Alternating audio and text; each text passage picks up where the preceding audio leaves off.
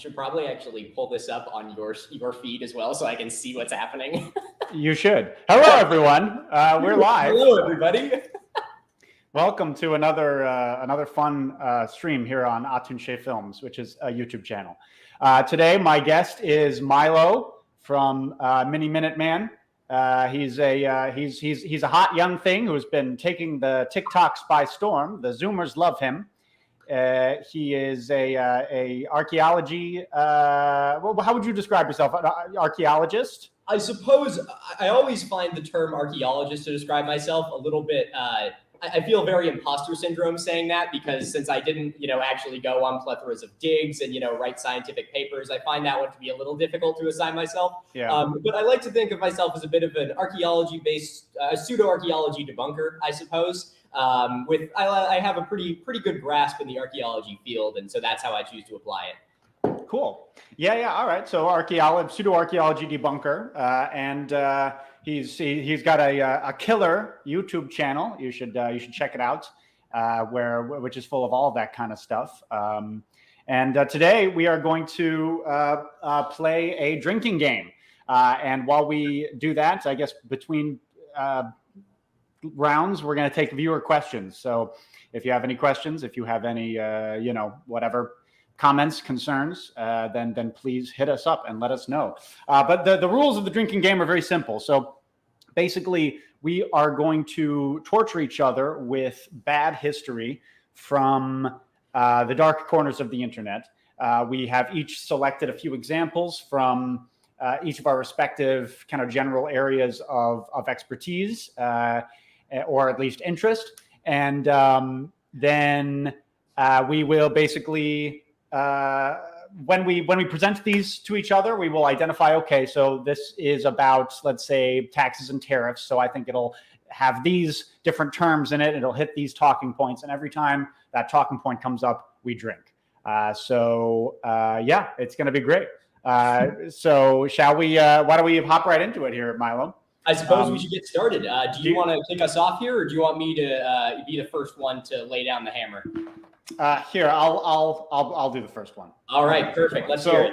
This is, so some of you may know this, that Milo and I are both New Englanders by birth. So are you from Maine, Milo? So I was actually born in Washington State, but I moved to Massachusetts when I was like 5 months old or something like that. So I'm pretty much Massachusetts raised my whole life.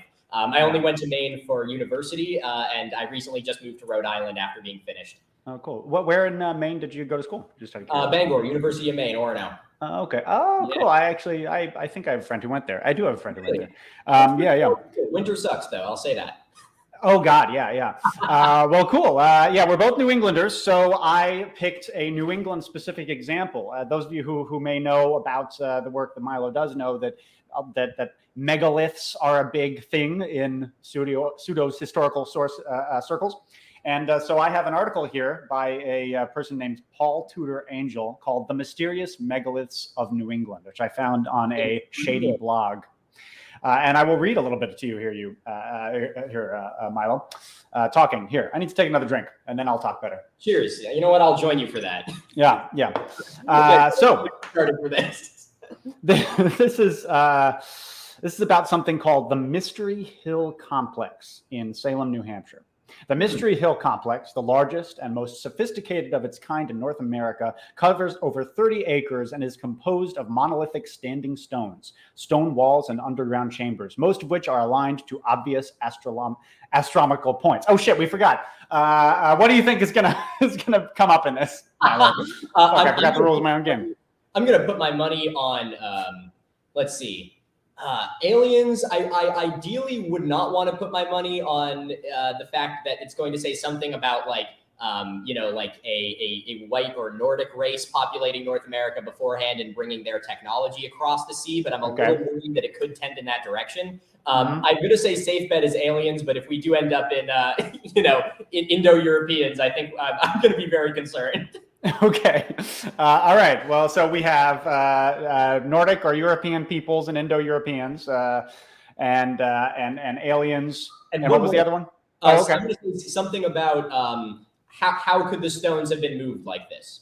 Okay. I feel like that is a running theme that I see a lot with these. That is. All right. So I will continue the article here. So these stones are aligned to obvious astronomical points. Even now, the site can be used as an accurate yearly calendar, utilizing the stones set up over 2,000, perhaps as long as 5,000 years ago. The lack of household artifacts and grave goods leads us to believe the site was a ceremonial center and neither living quarters nor a city. Also found across the Mystery Hillside are huge monolithic standing stones, some now fallen, all of which line up to the sun, moon, or star alignments as seen from a central viewing slab located by one of the earlier researchers at the site. From this slab, monoliths align to the midwinter solstice, sunrise, and sunset, the November 1 sunrise, November 1st, I assume they mean, sunrise and sunset, the spring and fall equinox, the May 1st sunrise and sunset, the midsummer solstice sunrise and sunset, the August 1st sunrise and sunset, and true north. This really took a long time at this site. Was he stuck there? Yeah, I mean, I have a feeling that it's in his backyard, and he is selling tickets. That's the feeling that I get. So he's out there every morning with his coffee. The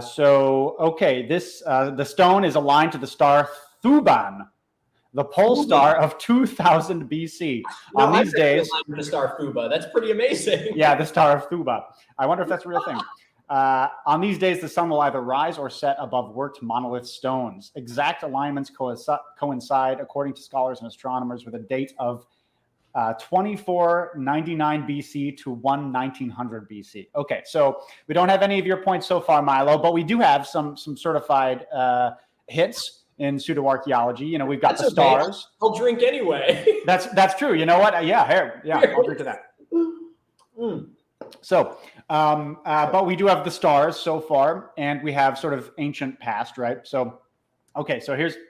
All right, we're going to have to drink again. It, too, bears a striking resemblance to altar stones found at megalithic sites in Europe. Oh, no, ley lines. God damn it. And we do know that blood sacrifice and altars such as these were connected firmly to Neolithic religions.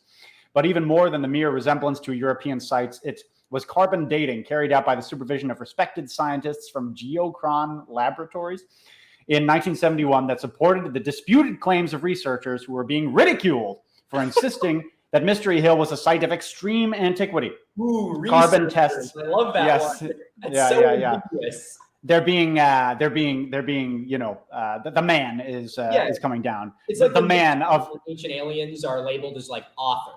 It's not, they're not an archaeologist. They're an author. They wrote a book, and that's true. Yeah, that is true. Yeah. It's self-published.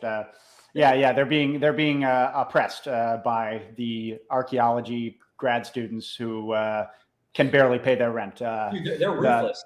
They're ruthless. Those people, they'll you know, my God, they're ruthless on Twitter. Yeah.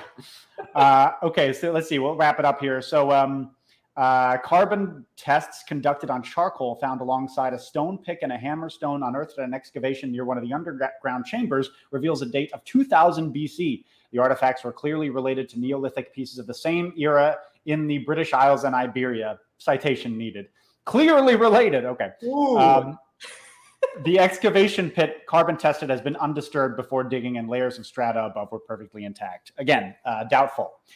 So we had Europe, but it didn't quite go over into Aryans and that. Okay, kind of stuff. so I mean, what's interesting there is even though it doesn't quite go over into the Aryans populating North America, is it plants the seed for that thought process being able to exist, which is kind of interesting. So my first thoughts about this site. The immediate thing which comes to mind, and obviously I would need to look into this more in order to actually, be able to cite my sources, unlike this individual.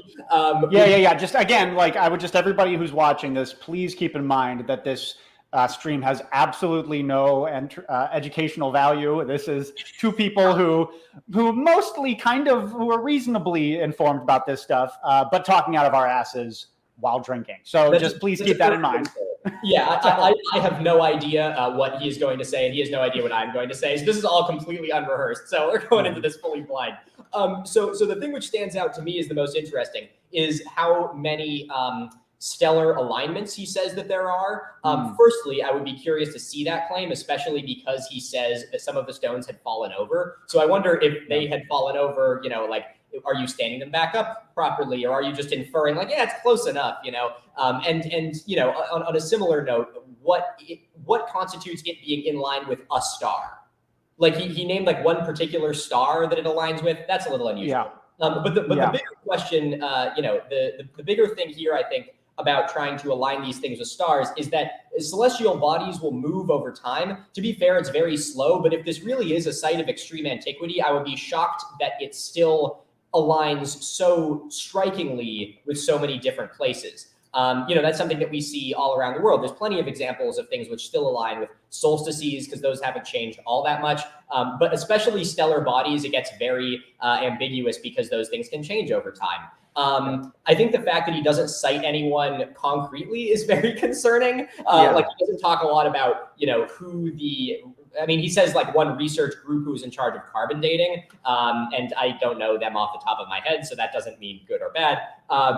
I don't know. I find that just a very odd claim. I'd also really like to know a little bit more about where this site is, because it's not impossible that there was, construction with rocks. I would not be shocked if there was, a megalithic site in North America. We have plenty of examples of this. This would not be the only one.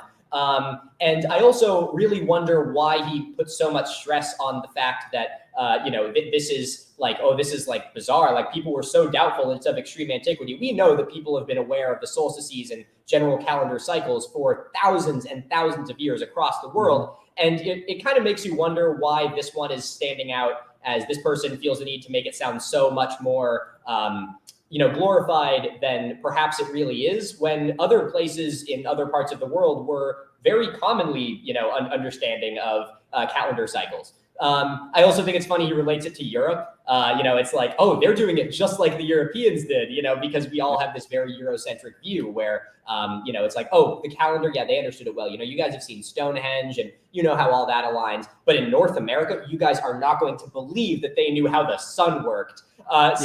Very unusual there. And I'd be curious to hear any actual researchers who have involved in the site. And one last piece on that, I think that the fact that that's one of the first times I've heard of that site, despite growing up in New England, is very telling. I thought when you said New England specifically, I thought you were going to talk about American Stonehenge, which has recently been, I believe, proven to be a fabrication. I don't know if you heard about this, but it ended up getting mixed up with like a QAnon conspiracy as well. It's the same place. It's the same place. It's the same place. Okay, so I do know a little bit about this. Okay. Yeah. So I was going to say, so it is, well, I want to talk about the QAnon thing because that's hysterical. But it is the one that's, I think a couple places are called American Stonehenge. So I think that's why this person referred to it as Mystery Hill. Okay. But basically, so I because I'm an idiot, I don't realize that StreamYard can only accept PDFs of image files to show you on the screen. But if you guys Google Mystery Hill, Salem, New Hampshire, or something like that, it is very clearly. I mean, again, growing up in New England, you know that the stone walls that we have here are everywhere. From the 18th and 19th centuries of marking, agricultural plots and stuff. It is. This American Stonehenge is, at least to my, uninformed opinion and just my sort of New Englander's eyes, very clearly a old farming stone wall from the 18th or 19th century that has been modified with various other rocks. And a lot of the alignment pictures where it shows, the sort of alignments of megalithic structures in Ireland. What's the big one? Oh, God, I was talking to somebody about it. The big one outside Dublin. Somebody in the chat will get it. The huge megalithic, but the trivia. So the basically it if the sun rises on the winter solstice and it's like goes through these two rocks and it's beautiful and it's perfect, right? But the like side by side comparison on this sketchy blog between the Irish megalithic site and the sun there, and then the New Hampshire site, it was like the dollar store version of it. It was like clearly like off center, you know what I mean? And like kind of barely going through, you know? So yeah, there was that. So basically, it is very obviously, I think what I was reading was that there is a very plausible theory that it is quite simply a hoax. Is that true? Does that, yeah. So actually, this kind of changes a little bit of my approach here, because now that I know that this is the same site, that does change a little bit. So I recently heard somewhere that this was, obviously there is some level of doubt. It could very well be something ancient, but for all intents and purposes, there is a lot of suspicion that it was just built by a farmer in the 1800s. Yeah. I mean, as you said, you know, there's plenty of examples of stone walls, stonework. These people were not unfamiliar with stones, and God knows for anyone in New England that there are a fuck ton of stones. So, you know, it's not like he was going to run out of material to work with. You know, so it very well could have been done as a sort of hoax, especially at the beginning of archaeology coming into the mainstream. I mean, we see things like the Cardiff Giant and all of these different archaeological hoaxes that start to arise around the same time at the end of the 1800s and the beginning of the 1900s, because the public eye was on it and people saw, as you said earlier, I think before we started the stream, or at the very beginning of the stream, that, you know, it could have been an opportunity to just cash in really quick. You know, it's in the person's backyard. He's like, you guys are not going to believe what I found that I've been working on in the woods, you know, that no one has seen. So that's very likely. Now, what is interesting is let's assume that the charcoal, which was dated from the site, is actually, I don't know if it was 2,000 years before present or 2000 BC, but either way, thousands of years old. You know, as you know, you are aware, you know, you are one who is pretty well versed in North American and New England indigenous history, a little bit pre-contact. And the population of indigenous people in North America was enormous, and along the New England coast especially was massive. I mean, there's pictures of, you know, Samuel de Champlain's maps where he depicts the coastline as just being covered in practical cities before the, you know, plagues from the early 1600s really decimated their population. So it's entirely possible that the site just happened to be built on top of or next to an old site where a fire had been made. I mean, there were thousands upon thousands of people here, and just the odds of that would really not be all that slim. Yeah, exactly. Yeah, it's completely, it makes total sense that there would be, you know, ancient shit at that site, because there's ancient shit all over the New England coast. I mean, you know, I mean, you know, people find arrowheads all the time. I mean, there's, you know, famously, but obviously there's lots of artifacts that, you know, people come across and they don't know what they are. Yeah, I mean, exactly. So, and Salem, New Hampshire is in the Merrimack River Valley, I think. I think it's like right over near Haverhill. So, I mean, that's, you know, pretty close to the coast. That's, you know, that is Pennacook country, you know. I mean, that's, you know, that has a long history of you know, human habitation going back a very, very long time. So it is not surprising at all. But let's the super chats are flooding in. Thank you, everybody. Let's talk to our viewers here for a second, Milo. So Sigurd, thank you so much for the Dane Gelb here, man. A foolish choice to shill the digital career of a man who's got you beat in the glorious revolution hair and mustache game. You're a brave soul. Oh God! You know, I think you've definitely got a bit of a Louis XIV thing going on there, Milo. Slightly, yeah. Maybe, you know, you might be more at home. I think some Quebec is bleeding down into your main, heritage there. The description of your video as well, you referred to me as what, like Cersei Lannister's, or non-bastard child or something. No, you're the Marjorie Tyrell to my Cersei Lannister. You're younger and more beautiful, and here to overthrow me and eclipse me. You better watch out. Yeah, clearly. All right, what else we got here? Oh God. Oh, thank you, everybody. Getting beardy American Psycho from you. All right, eat my shit. No, it's fine. No, I'm sorry. I wore my ancient Egypt tie, which I you came prepared. I didn't wear a necktie. In my opinion, what's the most significant piece of lost historical media? Wow. I don't know. Yeah. I mean, there's, you know, I think most media from history is lost. So you know, I mean, so I would assume there's, I mean, you know, well, this, I would, not to kind of get too off track of our game here, or, you know, or we could, I mean, fuck, it's our stream. Who cares? We can do what we want.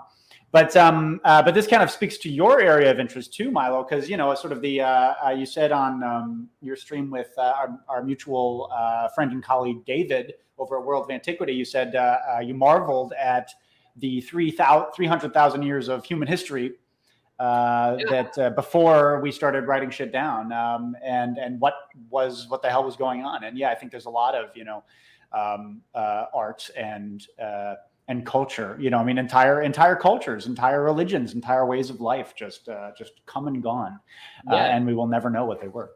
Yeah, no, Andy, that's a really good point. I think a lot of people's first mind would jump to, the big one that comes to mind of like huge loss of knowledge is, the burning of the Library of Alexandria. Everyone, Sure. like, it was like a joke a couple years back, everyone would just talk about that. But in reality, the one that I think would be the most invaluable to us is, oh my God, you almost hit Winthrop in the head. Bastard. Sorry. Continue. I'm listening. Yeah, open the bottle of wine. Next. You know what? I'll join you for a little swig there. So, I suppose it's very subjective as to what the most important lost item would be. But the thing that I would like to see the most is really any documentation, like concrete documentation, 15,000 years ago, 50,000 years ago. It would be unbelievable to be able to actually have like a written firsthand account of the people who lived back then. And I think that's why cave art is something that especially piques my interest. I am by no means a connoisseur in it. I couldn't really cite things off the top of my head, but just about every article I come across, I will read just because it's so fascinating. It'll be, the fingerprints of like a 4-year-old child or something like on the wall, and it's high enough up that that they couldn't have reached it. So that their parent was holding them. Like there was a bond there. They were exactly like you and I. And so just being able to hear something about how those people live their lives would be fascinating. Totally. Yeah, right on. Hello from Chile. Thank you. Hello. I would love to visit Chile one day. South America is something I need to go. Let's see. Who else? God, something. StreamYard changed there. There we go. Thanks for the $10. I've been enjoying your channel for some time now. Looking forward to your movie. Yes, so am I. It's going to be good. It's going to be good. Joe, now I actually have you here in person. Tell me more about the movie. When is it coming out? What's happening? So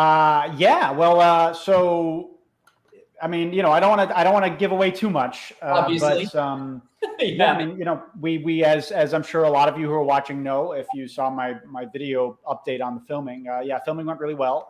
Currently editing. Still kind of going through the first cuts.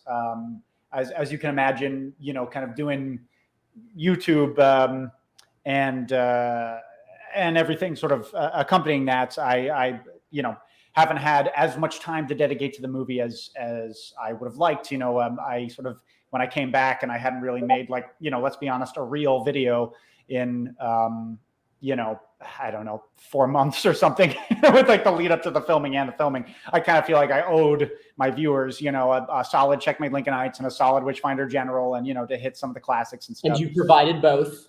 And so editing's been going slower than I would like, but it's well on the way. I mean, I think I'm a little over halfway done with the first cut. I think it will be done in next year at some point, and then it's just a question of getting distribution, which hopefully would be as widespread as a very, very low budget movie can get.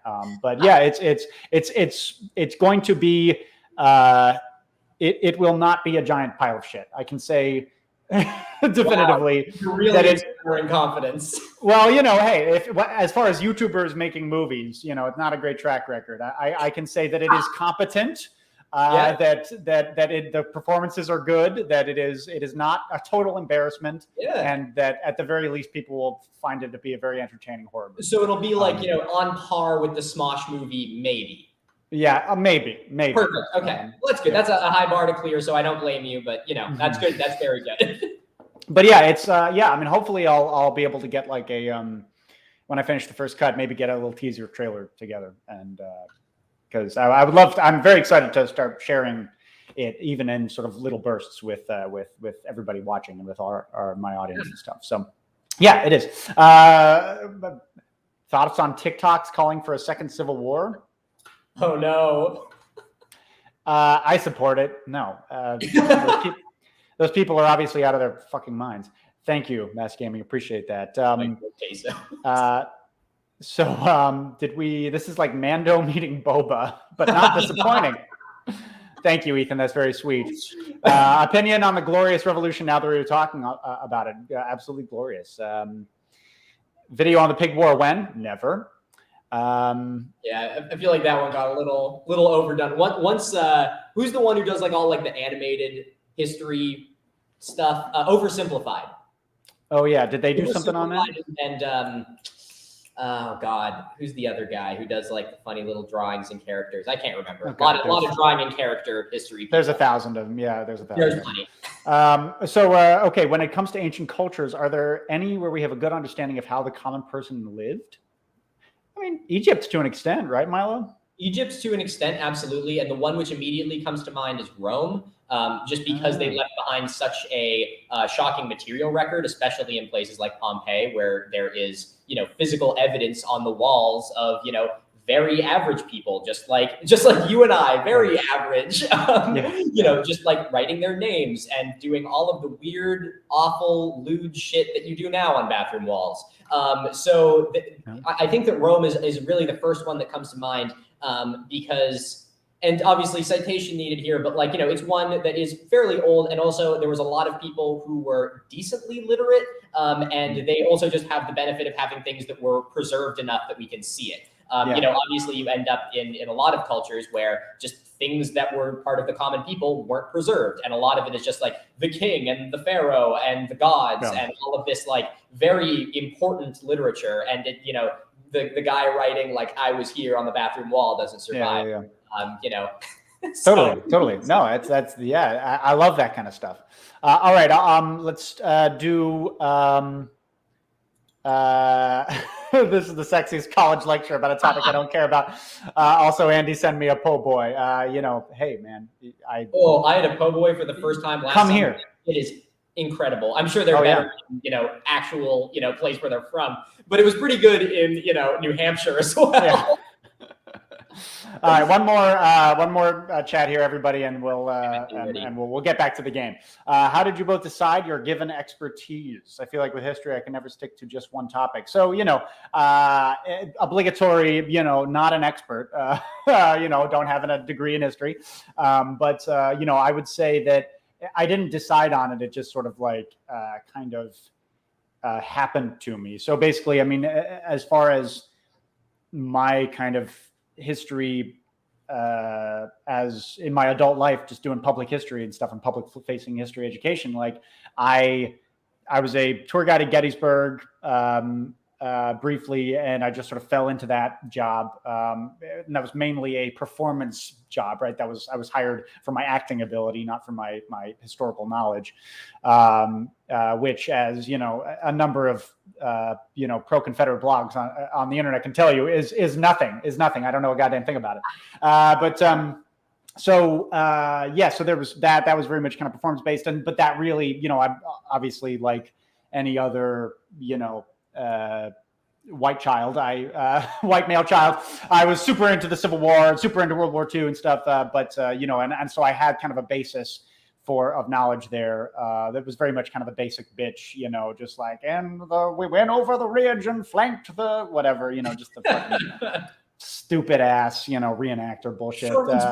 No offense to any reenactors. Many of you are I'm sure are fine people. No, many of you are absolutely lovely. But you know what I mean? Just the basic bitch military history thing. And then sort of I had sort of I learned a lot from that job. And then when I moved here to New Orleans, I got a job as a tour guide here, which was not nearly as rigorous. And I was like kind of overqualified for it because, as many people know who visited New Orleans, a lot of the tours are like kind of a joke, Have you made up any stories yet? Oh, of course.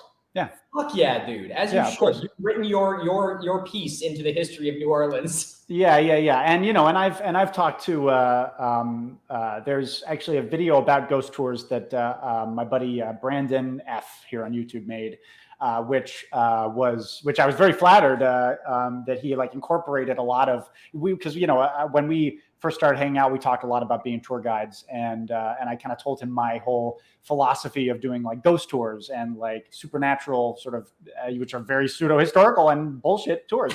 And my philosophy of it was basically to treat it like stand-up comedy, right? To like, is that like I wasn't like, all right, take a picture with your phone and you might see an EVP or whatever the fuck. I just like did not. Like you said, you know, if people want a good story, they don't give a shit if, you know, Mrs. Smith left blood all over the walls. They just want to hear it. That's why they're there. Yeah. So I just did not take it seriously at all. Like I didn't, you know, I had to stay to the company line, right? I couldn't just say like, this is all like, this is not real. So I couldn't just say that, but I could just like make light of it and make fun of it and like tell the story and sort of be like kind of creepy when it's creepy, but like mostly just kind of funny. And then also kind of slip in my own little subversive bits about, you know, the 1811 slave revolt or whatever, you know. So that was very much my philosophy about it was I'm going to sneak in some actual good history, but mostly I'm just not going to take this seriously. And Brandon, again, I was very flattered that he incorporated a lot of that. So that was sort of the philosophy that I took from that. So basically kind of that led to sort of a few things for me, and I'll wrap this up. I'm sorry, I'm gone on way too long, but it was kind of like where, you know, I had this basic knowledge of the Civil War, and I had the immense privilege of just sort of like learning from just like truly, you know, true experts, you know, at Gettysburg and at NPS who, you know more about the Civil War, who have forgotten more about the Civil War than I will ever know. And then, you know, in New Orleans, doing the tour guide thing here, you know, 6 days a week, doing history tours. And not all of them were ghost tours. A lot of them, like the cemetery tours, were my favorite. And that was just like straight history. And there was a Treme tour, which is the historic black neighborhood, one of the historic black neighborhoods here that was all about, you know, slavery and civil rights and stuff. And so that sort of centered my sort of just my areas of research, right? And then I was always fascinated by King Philip's War ever since like late high school. Yeah. So that kind of led into the colonial America thing. And then and that's what I would. Your videos were actually how I like really learned what King Philip's War was. Despite growing up in, you know, just outside of Boston, Massachusetts, I'd heard of it in passing. Pretty much fucking nothing. You know, I'd go past in Sudbury every once in a while, and the videos that I watched from you back in like 2018 or 2019 were some of the like first actual, you know, educational content on it. And since then, it's been fascinating. You know, I've been reading Red King's Rebellion and, you know, the American Indian Wars and all these different books which talk about it because I want to know more about it. But it's just amazing. Yeah. It's like pretty much completely omitted from local history even. My buddy Carl, who a lot of you know, I've talked about this a lot about the idea of intentionally induced amnesia. That's a big part of King Philip's War, and you know, and just for those watching, there are more King Philip's War videos coming. I actually was outlining one just the other day, and they're going to be way more in depth than a lot of the previous ones, because honestly, my first few King Philip's War videos I kind of view as kind of inadequate now. So I'm going to be going in depth into a lot of these, sort of into the nuts and bolts of King Philip's War. Hopefully, fairly soon. I do have a lot on my plate, but you know, soonish. So that's how I decided what shit I wanted to make videos on. Anyway. Guys, thank you everybody so much for the super chats. We have to move on right now. It's been 30 minutes and we have only done one drinking game round. So Milo, take it away. Well, this goes well. I decided, you know, if we're going to be having the meeting of the generations here, you know, you printed out all your papers. Well, I am ahead of the program and I just have screenshots on my phone, you know. Just, I'm not trying to say how easy it is to do, but it's pretty. The youth got no respect. They got no respect. Yeah, you know, just saving the trees, least I can do. So what I will say right off the bat is finding, I use this word very loosely here, finding academic content about the pro-Confederate side of the Civil War was a lot more difficult than I thought it was going to be, because a lot of the academic people who are involved in Civil War history are aware of the true causes and effects of the Civil War, and, you know, are not going to be like, it wasn't about slavery, it was about XYZ. So I found really one primary article, and the rest I decided to really kind of play to, you know, my beginning foundation of, you know, TikTok and more of short form media, and they're from wonderful accounts on Instagram and Twitter and things like that. So we are going to start with the most scholarly of these sources, and then we can devolve into the really terrible shit. So the first one is from an actual article. And to kind of set the stage, I believe that this kind of sums it up pretty well. Quote, "It's too easy to assign blame for the Civil War on the South and slavery, and it's intellectually lazy. Like many other conflicts, the Civil War was decades in the making and the culmination of unresolved issues between the northern and southern states. It finally came to a head during the 1860 presidential campaign and election."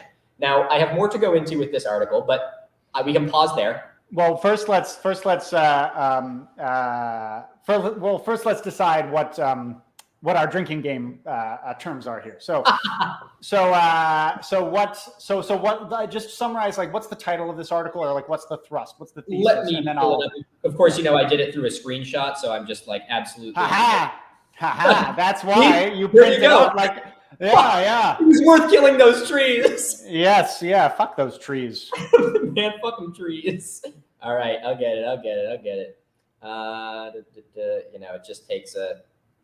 See, this is why you got to just do it like that. Yeah, this is why the old ways are best. The old ways are better. You young folk just would never understand. And the young kids, they just don't get it. They they got so many genders and bathrooms and we just don't get it. They just don't get it. They just don't get what it's like to be an American. This is an excerpt from an article called "Everything You Know About the Civil War is Wrong," published by a gentleman named Jonathan Clark to a website called themedium.com. And the little blurb that it gives at the beginning is, "It's perhaps the most misunderstood event in the history of the United States, and ironically, the one that most Americans believe they fully comprehend." So okay. So here's all right. Here are my drinking game terms / concepts. Right. So usually the most well-intentioned and thorough defenses of the Confederacy, or at least kind of like dabblers in the lost cause, are coming from a highly mistaken libertarian ideological viewpoint, right? So they are libertarian and they've got right-leaning libertarians. They've got an ideological rather than a academic or historical goal, or an educational goal rather. And also they are under the profoundly mistaken belief, which I've talked about a number of times, that the Confederacy was somehow a more libertarian place, or a more decentralized place than the federal government. Of course, we could talk about how the Civil War played into the increase of power of the United States federal government. I would argue pretty strongly that that was more of a global trend than it was specific to the United States. I don't think it can all be placed on Lincoln's shoulder, but it was certainly a factor. So I think it's going to be from a libertarian perspective. So I think it's going to talk a lot about small government and infringement of rights and stuff like that. Okay. I think, and one is the libertarian thing. The second is good old taxes and tariffs, because that is a classic, small government, big government sort of issue, right? And then the third would be that the North was racist too, because everybody says that. All right. Well, why don't we have a look? So there's our little intro. Just for one last thing, I'll go over that intro paragraph, or the first paragraph I chose. I'm not going to go through the whole thing. Obviously, it's quite a mouthful. But the first bit is, "It's too easy to assign blame for the Civil War on the South and slavery, and it's intellectually lazy. Like many other conflicts, the Civil War was decades in the making and the culmination of unresolved issues between the northern and southern states. It finally came to a head during the 1860 presidential campaign and election." Sure. So that's going to be our little preface here. Now, this is from a little section of the article called "Secession." In 1860, nearly all federal tax revenue was generated by tariffs, and there were no personnel or corporate income taxes, and the southern states were paying the majority of the tariffs, approximately 80%, and an impeding new tariff would nearly have tripled the taxation rate. So, okay, well, tariffs. So tariffs, drink for that. You know what? I'll drink with you. Yeah, that's the whole idea. Perfect. The game doesn't have any winners or losers. The only losers are... We all lose. We all lose because of our substance abuse. All right, so we have tariffs, which, I'm sure that 90% of the people watching this have seen the Checkmate Lincolnites about it and know that the that the 80% taxes thing is like complete bunk. The biggest sources of revenue were merchants in New York and Boston. Yes. So just to make sure I understand this correctly, that 80% number is erroneous. Yeah, the 80% thing is I believe, it's been a while since I've delved into a lot of these sources. It's like 3 years since I made that video, but sure. I believe the 80% figure, which I have come across before, as just like completely made up. Like that is not from anywhere. It was upwards of 2/3 of the federal government's revenue through tariffs was through merchants in the Port of New York. And yes, they did pass those costs on to their consumers, but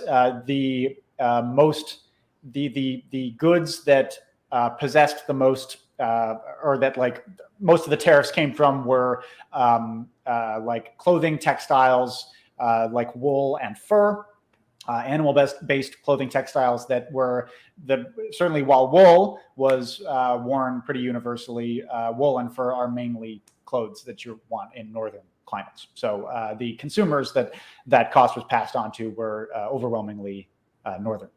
So, yeah, it doesn't add up. Doesn't add up. So right off the bat, we're in some shaky ground here. Yeah. Now, I have another little snippet from this article. Let's see. Meanwhile, the South was moving forward to organize as a new nation. On February 8th, 1861, the Confederate States of America (parentheses CSA) was formed and inaugurated Jefferson Davis as its president. There was, it seemed, no way to remedy the secession issue and its associated financial stresses on the North, except by forcing the South to rejoin the Union. But the last thing the Confederacy wanted was a war. So I think we're getting into a little bit of War of Northern Aggression territory here. Yeah. That's which was not a drinking point, but yeah, no, that's classic War of Northern Aggression territory. Everyone in the South, at least people who orchestrated the Civil War, knew exactly what secession would mean. They were not stupid. They knew that secession would mean war, and quite simply, there was just no other way that was going to happen. So if they didn't want war, they just, not like they should have done this, but just politically, like tactfully, the politics of it. If they didn't want war, they should have stayed in the Union and worked on getting their own people elected in the next election, or worked on McConnelling it and blocking Lincoln's every move. There would have been a better way to go about it if they actually wanted peace, where they could have very easily used a lot of the groundwork in the federal system of power that was specifically set up to protect the interests of the wealthy and of slave owners.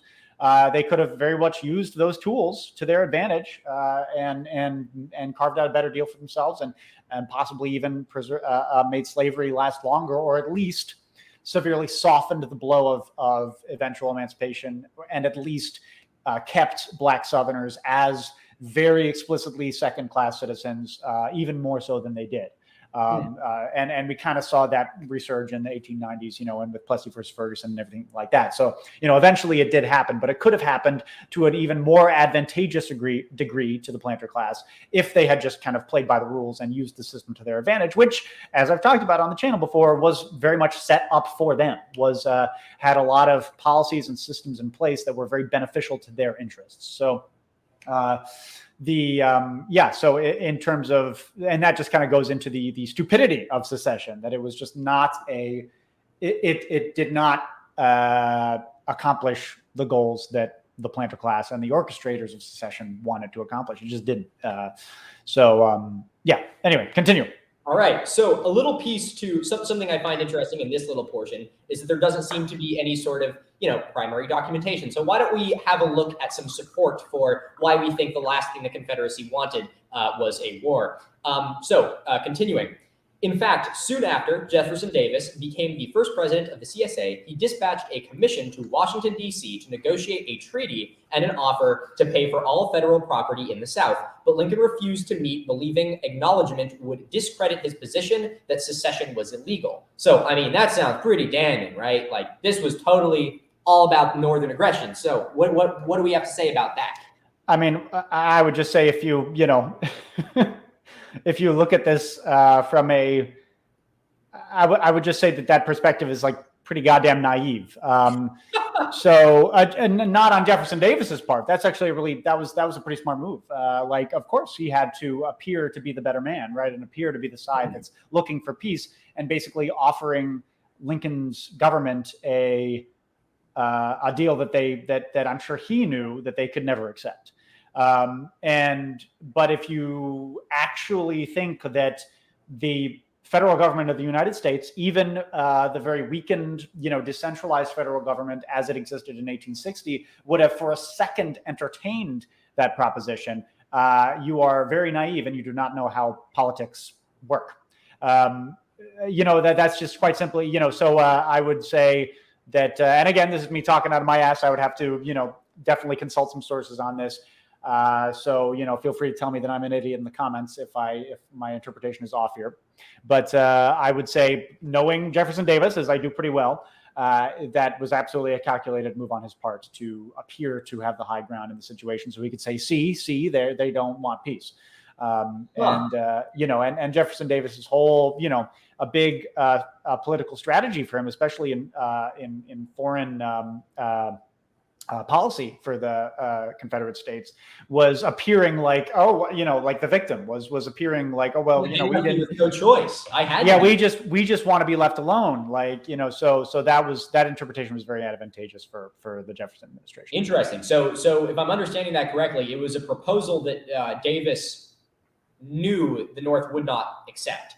Yeah, that would be my guess. I don't remember the exact thing that they're talking about here, but I would bet good money that would absolutely that would be the case. So moving on about the the idea of the South seceding and why the North would have wanted to get involved. Quote: viewing the Civil War as a crusade to end slavery is simply not correct. Abolitionists never accounted for more than a sizable minority in the North. The cause of the war in 1861 wasn't slavery. It was about the loss of millions in tax revenue. Okay. Okay. So yes, it is absolutely true to say that the Civil War was not a crusade to end slavery at first. However, it did become that. So beginning of the war, most Northerners were not abolitionists. In fact, far from it. By the end of the war, great many of them were. War has a way of what's that line from that Gettysburg movie? War has a way of putting things into perspective by that great Maine man, Joshua Lawrence Chamberlain. But anyway, fuck, what was I going to talk about? So basically so most Northerners were anti-slavery. They opposed slavery on moral grounds, but not that much. I told another YouTuber who I gave them some notes on a script that they sent me, which ended up being a fucking outstanding video. Not because of me. I'm sorry that came about that. It was, this person did all the hard work and it was great. But they came to me for some advice because they were talking about some of this stuff. But the way I described it to them, I think, was like, it's the difference. The anti-slavery and abolitionist difference is the difference between somebody who does meatless Mondays sometimes and an animal liberation front terrorist who burns down a dairy farmer's house. You know what I mean? Like, that's the difference, right? Like, it's a question of degrees. An anti-slavery Northerner, somebody, it's really bad, but whatever.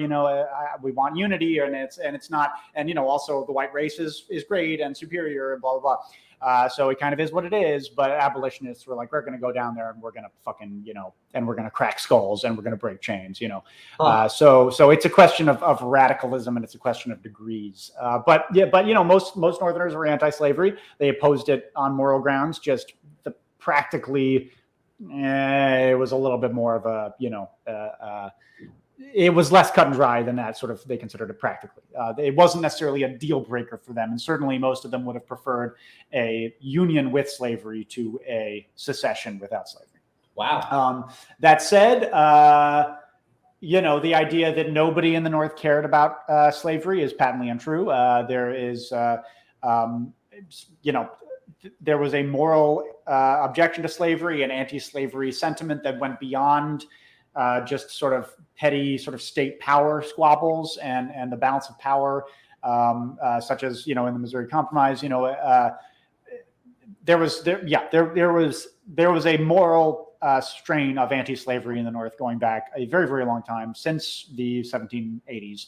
That while you certainly didn't make the North any less white supremacist, and certainly it wasn't a deal breaker for them. Slavery wasn't a deal breaker for them for sure. But it is patently false to say that this just didn't figure into the Northern worldview at all. So it's definitely, that is misleading at best. And then the other thing about the millions in tax revenue, that is just, there's just like no basis for that at all. That's just like utter nonsense. Yeah, I guess that does go back to the fact that the foundation of that earlier in the article is the implication that like 80%, that 80% figure that we threw out there. So yeah. Okay, so fair enough. That's just built on a baseless claim off the bat. The last excerpt that I want to read from this article before we can move on to your piece is concerning the conscription of Black soldiers in the Union Army. Indeed, this was a quote. Indeed, this was a last-ditch effort to incapacitate the Confederate Army. Lincoln hoped that it would entice Southern slaves to leave and join the ranks of the Union Army, depleting the Confederacy's labor force that was sorely needed to wage war against the Union. Was that truly the motivation behind allowing Black slaves into the Union Army? Sure. Yeah. That was a big one. Yeah. That one made sense. Hey. Sure. That was a big one. I think so. I guess the implication here is that it was sort of a cynical, practical ploy, right? That it was like the Union didn't care about the Black soldiers. They used them. Yeah, exactly. Yeah. And honestly, that's not too far off. Like, I mean, again, the federal government was a very racist institution. I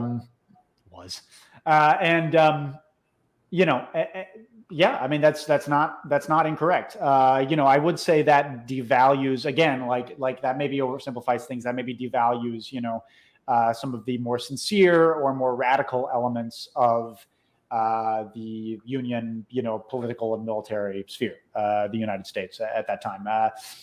But yeah, I mean, on its face, that's not wrong. I mean, I think Lincoln, there's some quote that I'm about to just completely butcher, but it's something where, Lincoln said that the United States colored troops were like the reason that the United States was winning the war in late 1864. And that, I mean, hey, that checks out. I mean, it was an integral. Black soldiers were an integral part of the United States war effort for those last 2 years.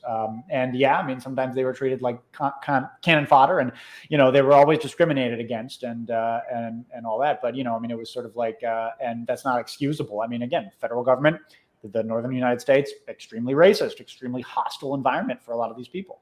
But at the same time, there was a sense among the United States colored troops where it was like, they knew who they were fighting, you know what I mean? And they knew that this was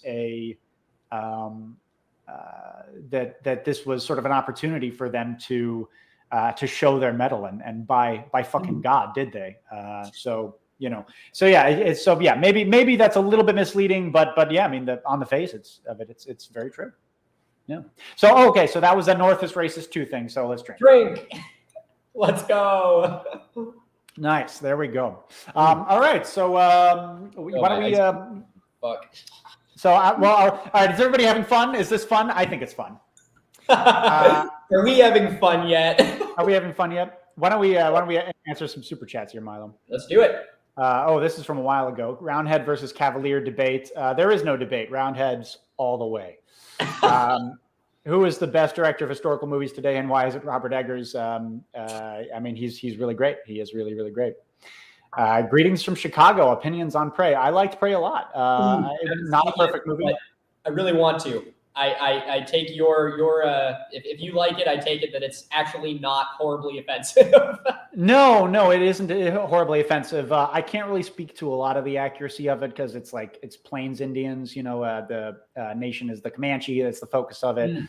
It was a great. I do know a little bit about French Canadian fur trappers, and there's sort of a gaggle of them in this movie, and they're really wonderful. They were my favorite characters. They're really quite just really gross and these coureurs de bois. Not that people from Quebec are gross. Far from it. They're very sexy, but the coureurs de bois were very gross, and they lived in the woods for years, and they were and that was portrayed very well. These guys were just really just awful, just gross woodsmen, and they were great and wonderfully performed by those actors. They were great. So I liked it. Not a perfect movie, but a good one. Thank you. My God, William, with the $50. Holy shit. Wow. Glad to see y'all collaborating. What is a bit of history you've been interested in that's not a part of each of your channels' oeuvre? I would say, the kind of shit that you're into, Milo. I was thinking about it, that when I invited you on to the show was, I've had quite a lot of ancient and prehistoric history people on, and a lot of my kind of YouTube friends are ancient and prehistoric history because I'm really interested in that, but I don't have any more than like a layman's or a layperson's knowledge of it. I'm very much it's sort of like still kind of a fun historical interest for me that I don't have wrapped up in all my preconceived notions, and that I'm not constantly judging or whatever. If I see a video on YouTube about King Philip's War that wasn't done by me, I'm just like, well, fucking hacks. No, that's mean. But it is. I can't watch something like that without sort of dissecting it in my brain a little bit. But with ancient and prehistoric history, I can just sit back and be like, that's so cool, and learn. And so I would say that's mine. On a kind of similar note, I've always been interested, I think, as you said earlier, Andy, of every white person growing up, interested in military history. But I've always been really terrible with names and dates. And so it's really enjoyable to watch videos, whether it be, I've always really been interested in World War I, and, even like the Civil War here on American soil. I love American history. And so watching videos about it where someone really knows their stuff and just being able to hear all of these things relayed, I feel like I can walk away from it and be like, oh yeah, I know a little bit more about it. When in reality, if someone sat me down and was like, all right, Milo, tell me everything about, every single day of Gettysburg, I'd be like, I don't know. There was a fight. People died. And so it's really nice to just be able to hear someone else who knows all the names, knows all the dates, knows all the causes and effects, and just be able to talk about it. The other one, which I am very interested in, which I touch on in my channel at times, is geology. I absolutely love geology, and I don't really talk about it all that much, but I think it's fucking fascinating, especially being in Maine. You have just glacial features in your backyard. So, that's something I really love, and ideally someday I'll make a video about that, but it's not super archaeological. It's earth sciences, but someday it'll happen. Yeah, that's awesome. No, and you're right. Maine is, I've done, I don't know if my buddy Dylan is still watching, but last summer we did the section of the Appalachian Trail from, where did we start? It was the last bit of Maine that I hadn't done, because I've done Katahdin, I've done the 100-Mile Wilderness, and I've done the Mahoosics, but we started at Rangeley, in Rangeley, Maine, and then we went to the southern end of the 100-Mile Wilderness, and the Bigelows and all that, as far as geology, Maine is the place to be. Katahdin is just an utter fucking wonder of the world. I think. It had a glacier up until fairly recently in geologic time. Yeah, it's pretty cool. Very that plateau at the top, I'd imagine, was just ground down. That's probably how that formed. Right? Yeah. But that is a really cool. That's just such a wonderful place. I would love to go back, just ASAP. All right, well, let's fly through here. Have there been any groundbreaking archaeological discoveries that were found by complete freak accident? A lot of them. I actually have a video coming out very soon, talking about the Suruti mammoth. or the Suruchi Mastodon, apologies.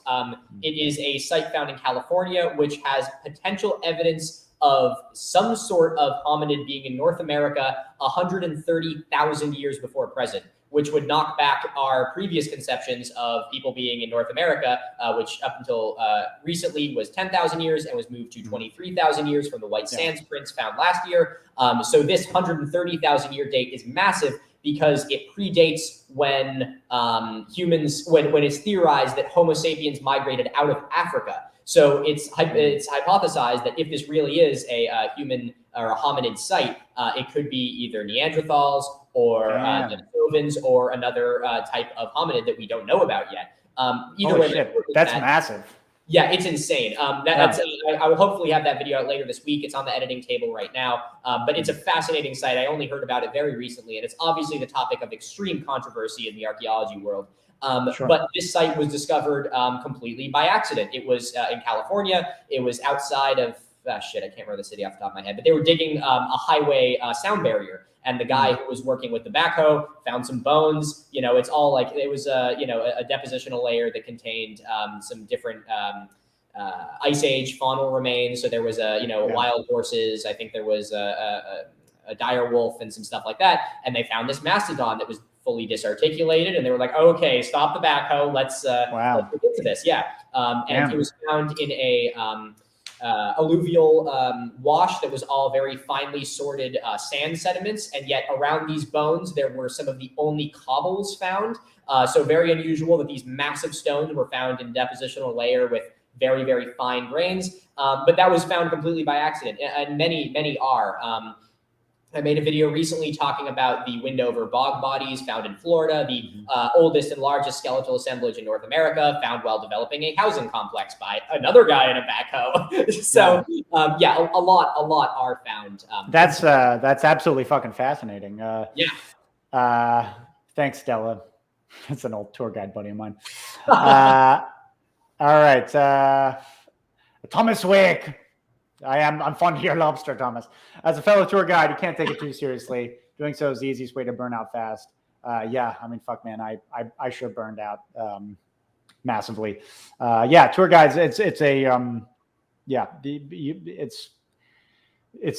being a tour guide is a lesson in stamina.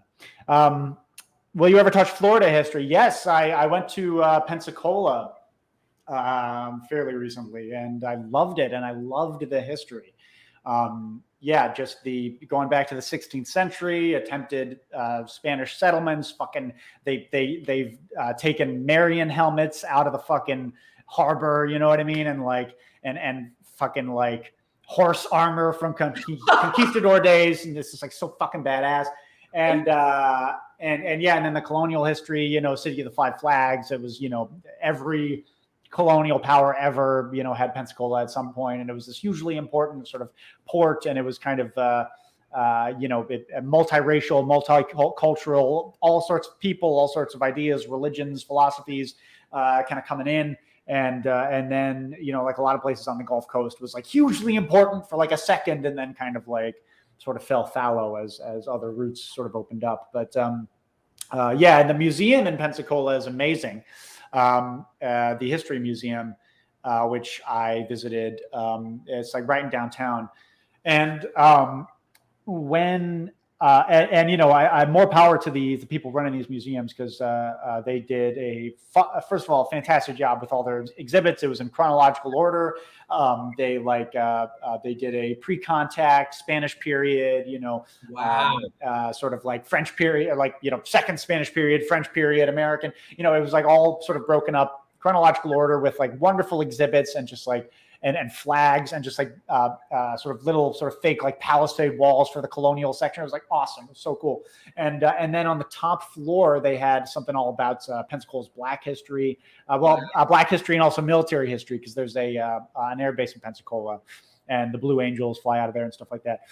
So there's a big exhibit on the Blue Angels, which was awesome. And then in the exhibit about Pensacola's Black history, they had a clan robe in a case, and they said this was the clan robe that belonged to the guy who this museum was named after from when it was opened in 1920 to 2018 or whatever, when we realized maybe it should just be called the Pensacola Museum of History instead of the racist McRacist man Pensacola Museum of History. But yeah, it was the this like Klan leader gave the museum a huge grant, and yeah, like the balls on these museum curators, man. They were basically like, yes, this was a part of our history, and it's shameful, and but here it is, but here it is. Like, we're not going to hide it. That this is it. That's tough, especially for so many of them. The museums in Germany will have a little bit of a grace period in the middle there where they don't really talk about. Yeah, exactly. Yeah. Well, it's my first feature film, which was a very low budget spoof movie called Alien Baby, had a Nazi bartender who would tell the patrons, he'd say, I was a government scientist till 1933. Then in 1945, I moved to Argentina. It's like very much there's that aspect. But I will say, Pensacola, obviously beautiful beaches, redneck Riviera, amazing people, and if you go to the End of the Line Cafe. It is seriously some of the best food on the Gulf Coast I've ever had, and I live in New Orleans, so End of the Line Cafe, go. All right, well, let's power through these. Are we? Oh God, I'm sorry again, everybody. Thank you so much for the super chats, and our viewership is like off the fucking chain, Milo. What are we at? We're at like 1,300, something like that, but we were at like 1,600 a little earlier. Killing it. Yeah. This is all right. Let's get at a couple of these super chats. Sketchman, thank you so much for the. Somebody's fucking texting me. Sorry. I'm a sucker for New England history tubers getting together. Makes a New Hampshire history nerd like me feel recognized. Of course. And sorry, I'm getting texted. Loving the expanding Atun-Shei. Yes, Dylan. Yeah, sorry. My buddy Dylan is texting me. He's live reacting to Alien Baby talk. So anyway, loving the expanding Atun-Shei cinematic universe. Thank you so much, Sketchman. I appreciate that. I love it too, and the haters can fucking suck it. No, people who are just here for the history are very tolerant of my weirdness, and I appreciate that. I don't care. Okay, I literally could not. Good answer. Thanks for the $5, but I don't fucking give a shit. Heard a stat that 40% of London grain was union import. Have you heard this stat? I have not. I can't speak to that with any expertise. Let's see. Somebody. Oh, look, best adult dating site. Look at that. Okay. Dude, all right, awesome. Great. That's awesome. We should definitely click on that link. Yeah, man. Do either of you know any movies that cover pre-contact indigenous community? One that I know is Atun-Shei. Apologize. I'm definitely going to be mispronouncing that. The Fast Runner is an entirely Inuktitut film. Okay. That sounds kind of cool. Yeah, I mean, that's obviously, the Inuit culture is utterly fucking fascinating, and that sounds really awesome. Okay.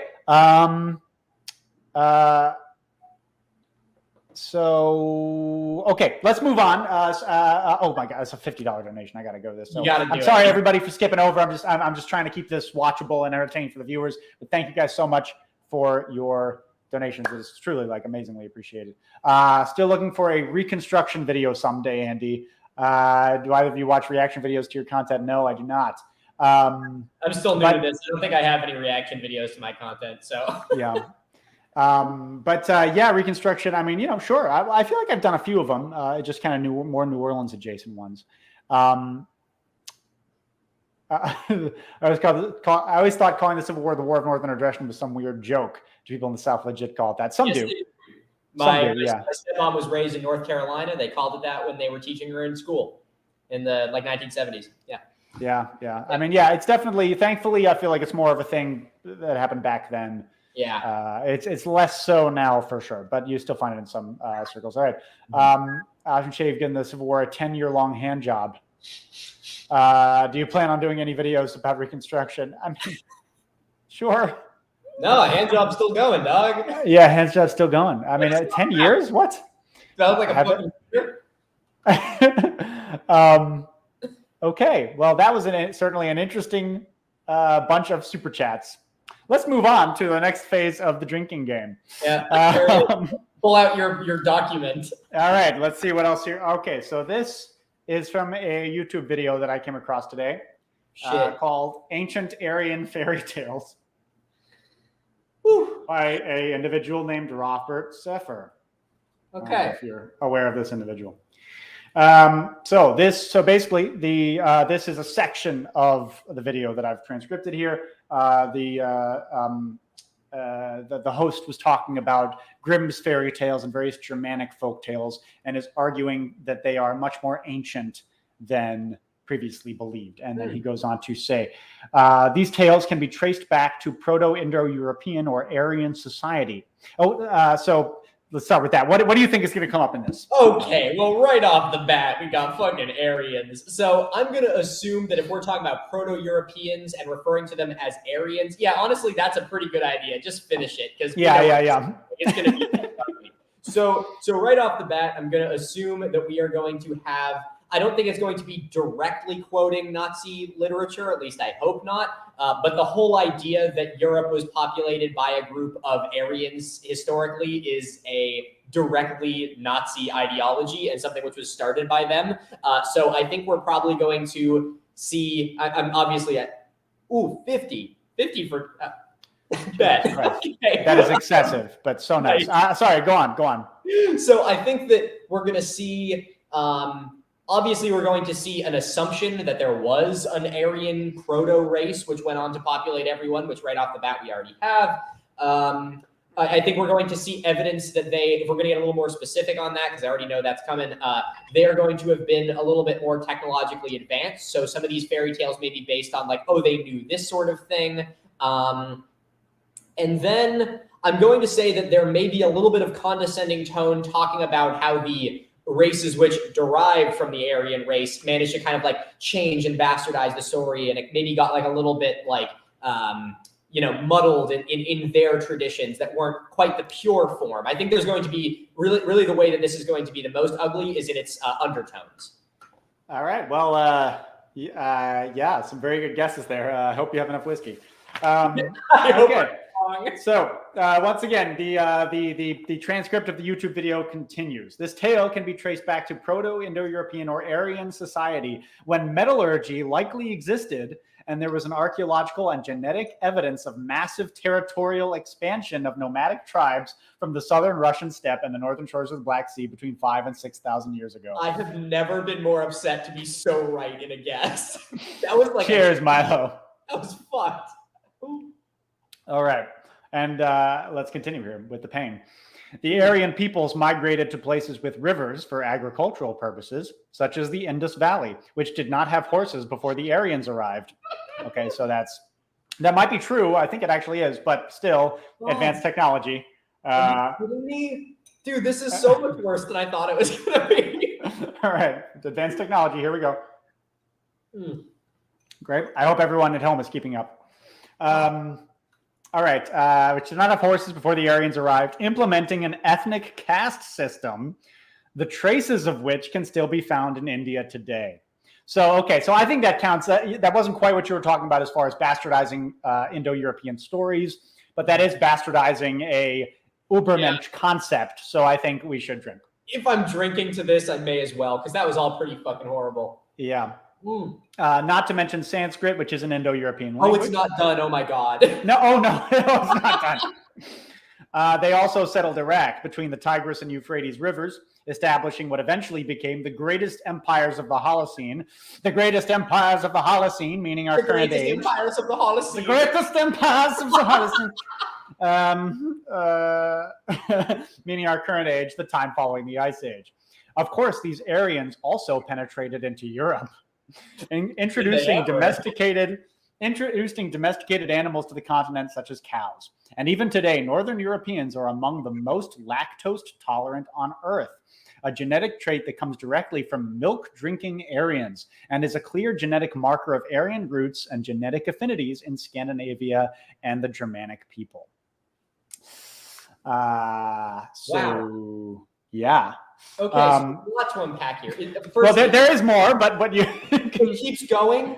It keeps going, But well, do you want to give your thoughts now, or should we? Yeah, let me give my thoughts now. Okay. Oh my God. Okay. Firstly, and most importantly, horribly fucking racist. Really, no beating around the bush with that one. I really don't know how else to say it other than it being racist. Hello, roommates. Welcome back. I'm talking about racism.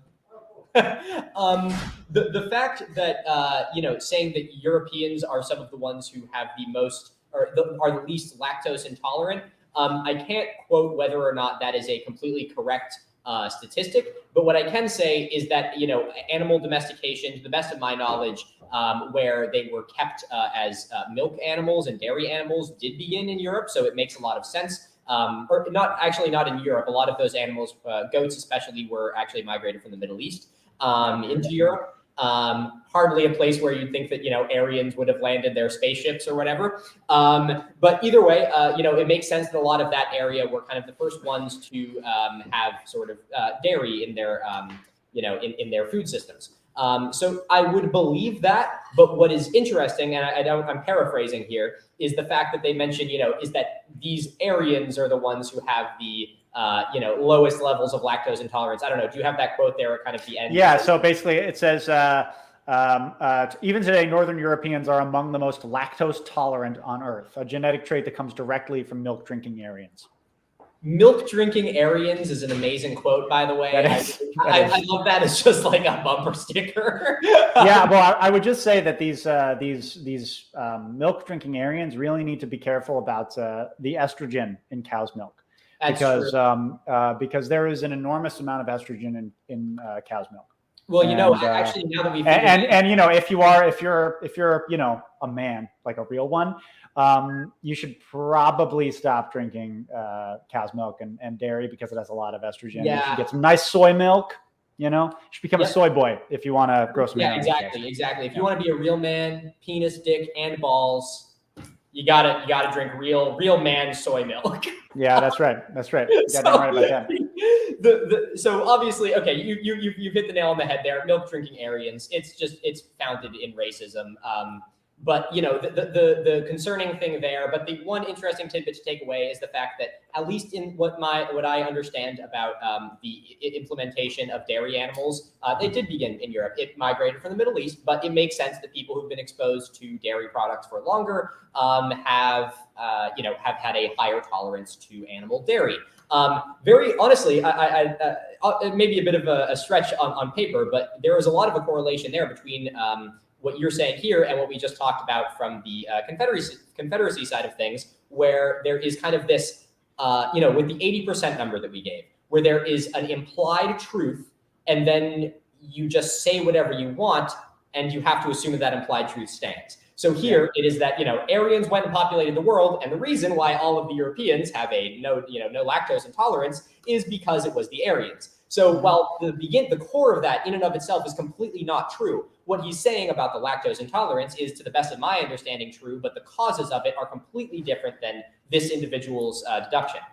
Yeah, totally. Yeah. There's more of this. Yeah. So. Well, there's more. Yeah, but I mean, so often a lot of this stuff comes down to kind of like a half truth to tell a bigger lie, Exactly. So anyway, okay. This is the quote, another shared genetic indicator is blood type, such as a high degree of Rh negative, which I cover in my book. This is the person talking, Species with Amnesia, and identify as a trait part of a haplotype that can be traced back to the Ice Age to Cro-Magnon, the name of the first specimen found in a cave near the Atlantic in the Pyrenees. Cro-Magnon is a direct ancestor of the population that settled near the Black Sea and Anatolia in the Ice Age, which, incidentally, is where Noah settled in the Bible, Mount Ararat, because your pseudo-history wouldn't be complete with your weird biblical, references. Gotta sneak some Bible in there. That's perfect. Yeah, which is part of the Caucasus Mountains in modern Turkey and Armenia, and where the term Caucasian comes from, and from where the Aryans spread their languages, domesticated animals, and agricultural civilization from, and why they were considered the ethnic blue-eyed nobility of every agricultural society of the Holocene, with no exception. You're kidding me that it ends with no exception. No, it doesn't end with that. It ends even better. Fuck, it's not over. No, it's real short. But this may help to explain this quote from Rudolf Steiner, who, if you don't know, is a late 19th century, early 20th century Austrian mystic. An important thing to add in here, Rudolf Steiner, I was actually a Waldorf kid growing up. Henry, my roommate who was over here, we were joint Waldorf kids. So we were actually directly taught by Rudolf Steiner. So oh, wow, look at that. I've done some expertise in this topic. So anyway, Rudolf Steiner said, the greatest part of the Atlantean population declined, and from a small portion are descended the so-called Aryans who comprise present-day civilized humanity. Wait, that was Rudolf Steiner? Yeah. No, I didn't know he was racist. Henry, really? Yeah. Well, I mean, dude, he was an Austrian man at the turn of the 20th century. I didn't look into it, to be fair. Fuck, man. You just go to school anywhere, don't you? Son of a bitch. Dude, I was like, oh yeah, thanks for founding Waldorf education. That was great. I didn't know that he believed in like actual Atlantean Aryan mythos. Okay. Yeah, I guess so. The fact that my childhood is shattered aside, wow, okay. So, well, that's horribly fucked. Man, I don't even know what to say about that. That's horrible. I think the biggest takeaway that I'm getting from this is I am shocked that YouTube is even platforming this. The fact that this is able to like be out there is pretty terrifying to me. This has to, I mean, maybe for YouTube, it has to be like, you have to directly be like inciting violence against another race in order for it to be counted as a racist well, thing. that's kind of the thing about, I mean, I'm sorry I don't mean to interrupt you, but just to like speak to that point for just 1 second. I mean, I think that's kind of the trouble with YouTube and with social media censorship and sort of the algorithmic sort of policing of content, which is that no Nazi or no, you know, fucking authoritarian communist or no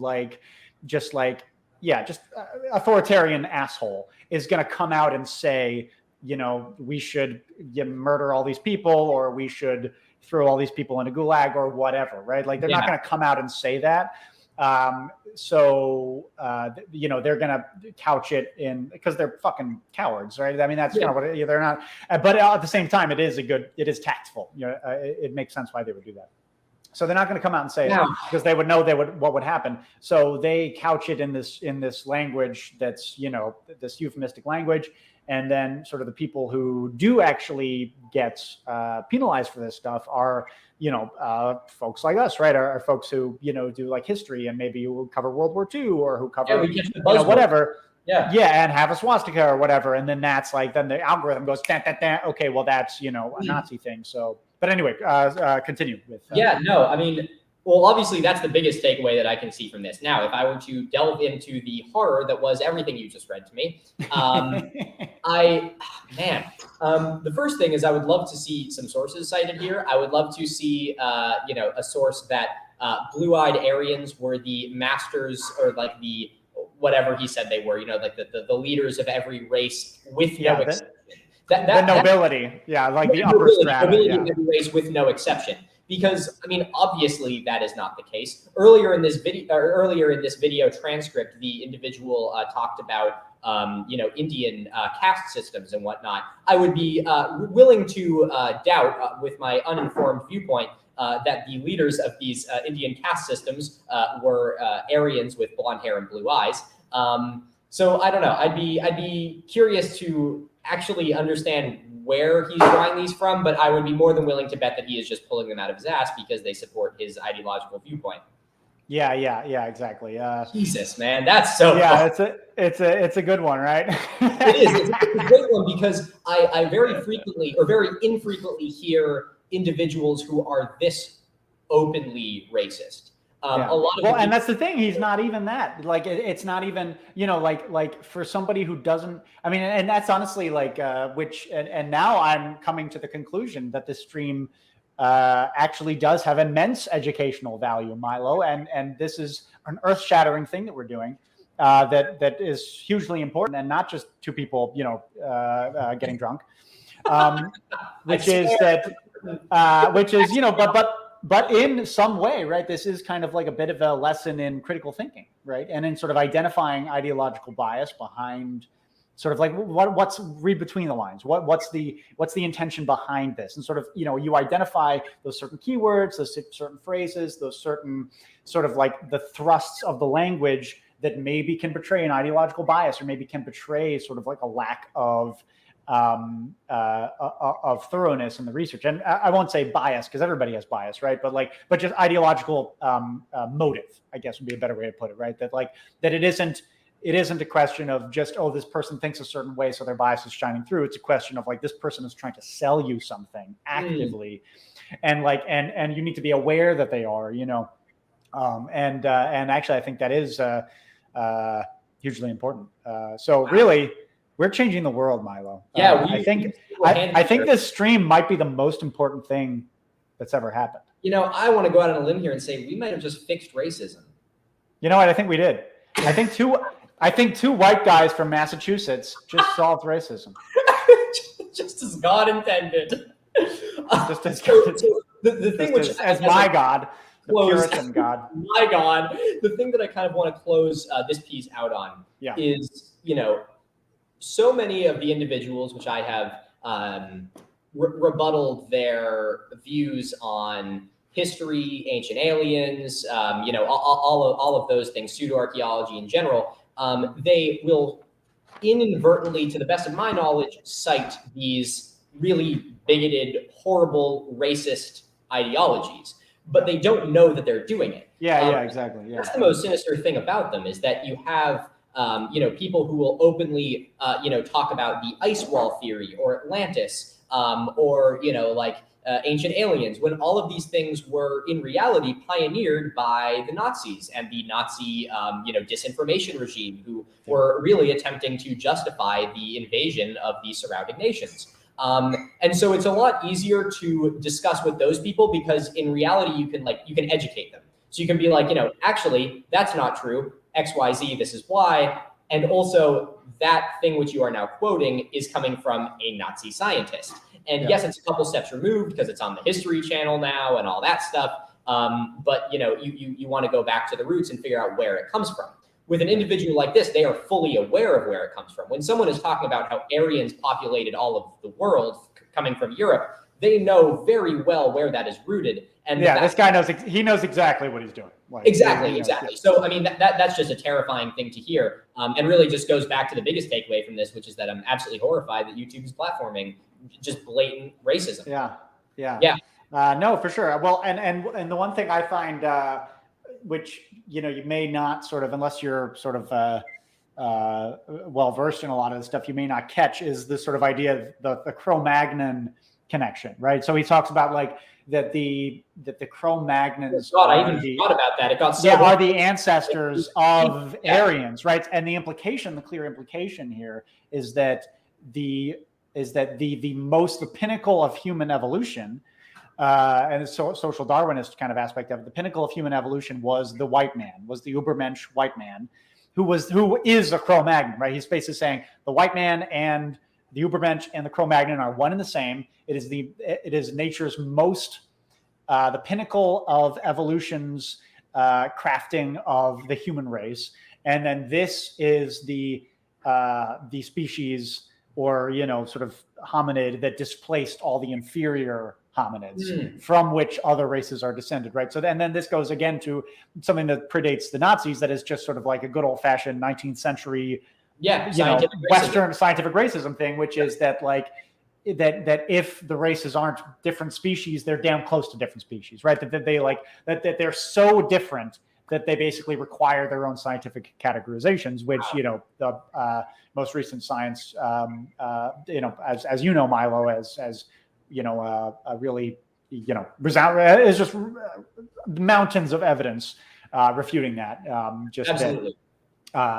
That skin color and racial features are extremely superficial sort of genetic traits that are very, very recent. And certainly the whole sort of race is a social construct thing, which not a lot of people sort of accept, even scientifically minded people necessarily accept as fact, but it very much is. I mean, right? I mean, you just look at like anybody with a good grounding in colonial history can tell you that about just how the definition of race changed just as it suited the people in power, but anyway, yeah. Interesting. Yeah, an interesting piece, on that. I'm a sucker for all that Nazi shit, Milo.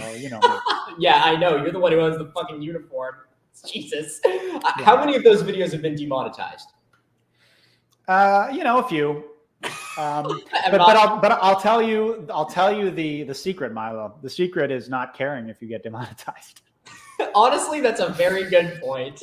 No, but I mean, well, thankfully I have.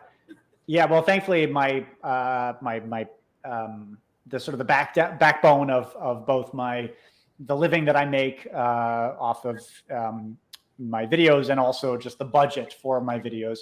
The backbone of that is from my Patreon support. So I am very lucky, which I know a lot of people truly not a lot of people who have our job can say this, but I'm extremely lucky to have such a solid backbone on Patreon that, I can get a video demonetized and it's not going to mean that I can't pay my bills, which is, the sad reality for a lot of people, a lot of people, I wonder if that video is monetized, the video that we just watched or the video that you just transcribed. I wonder if that, I wonder if it is revenue of it, Yeah. But yeah, I mean, a lot of my friends and colleagues and acquaintances who do YouTube, I mean, people think of it as this you're famous, or whatever, or it's like a rich and famous type of thing, and it is like an extraordinary job to have. It's not normal. I'm not going to say that, but at the same time, it's like if you're doing really well on YouTube, and in a way that's not Mr. Beast, you're earning a comfortably middle-class living, but not really anything more than that. Yeah. But that can, fucking even comfortably middle-class people are one medical emergency away from, the streets. Yeah, being lower class again. I mean, it's, I know a lot of YouTubers have been like, oh, I'm going to take a second job and shit. It's not, the sort of, anyway, doesn't matter. Who cares? Core of it, man, that was horribly fucked up. You ruined my childhood and I hate you. Let's move on. Let's move on. All right. Let's move on to some super chats here. Ethan, question for me. I loved your vid on metamorphosis of prime intellect. Thank you. I like that one too. Will there be any I actually have a quick note on that, if you don't mind. So I started watching that video while I was mildly under the influence of one thing or another for legal purposes. I will not disclose. And I thought you were telling an actual story for the first 5 minutes. And then I was like, oh, wait a second. This is definitely fictional. But I was being like, this is getting really weird. And then you started talking about taking over human consciousness. It's fictional. Yeah. So will there be any more sci-fi analysis in future? Maybe. I mean, I thank you. I like that one too. I like, experimenting and doing weird shit. And thankfully my audience is tolerant of my weirdness and lets me do that kind of thing without, just deserting en masse and saying, fuck this.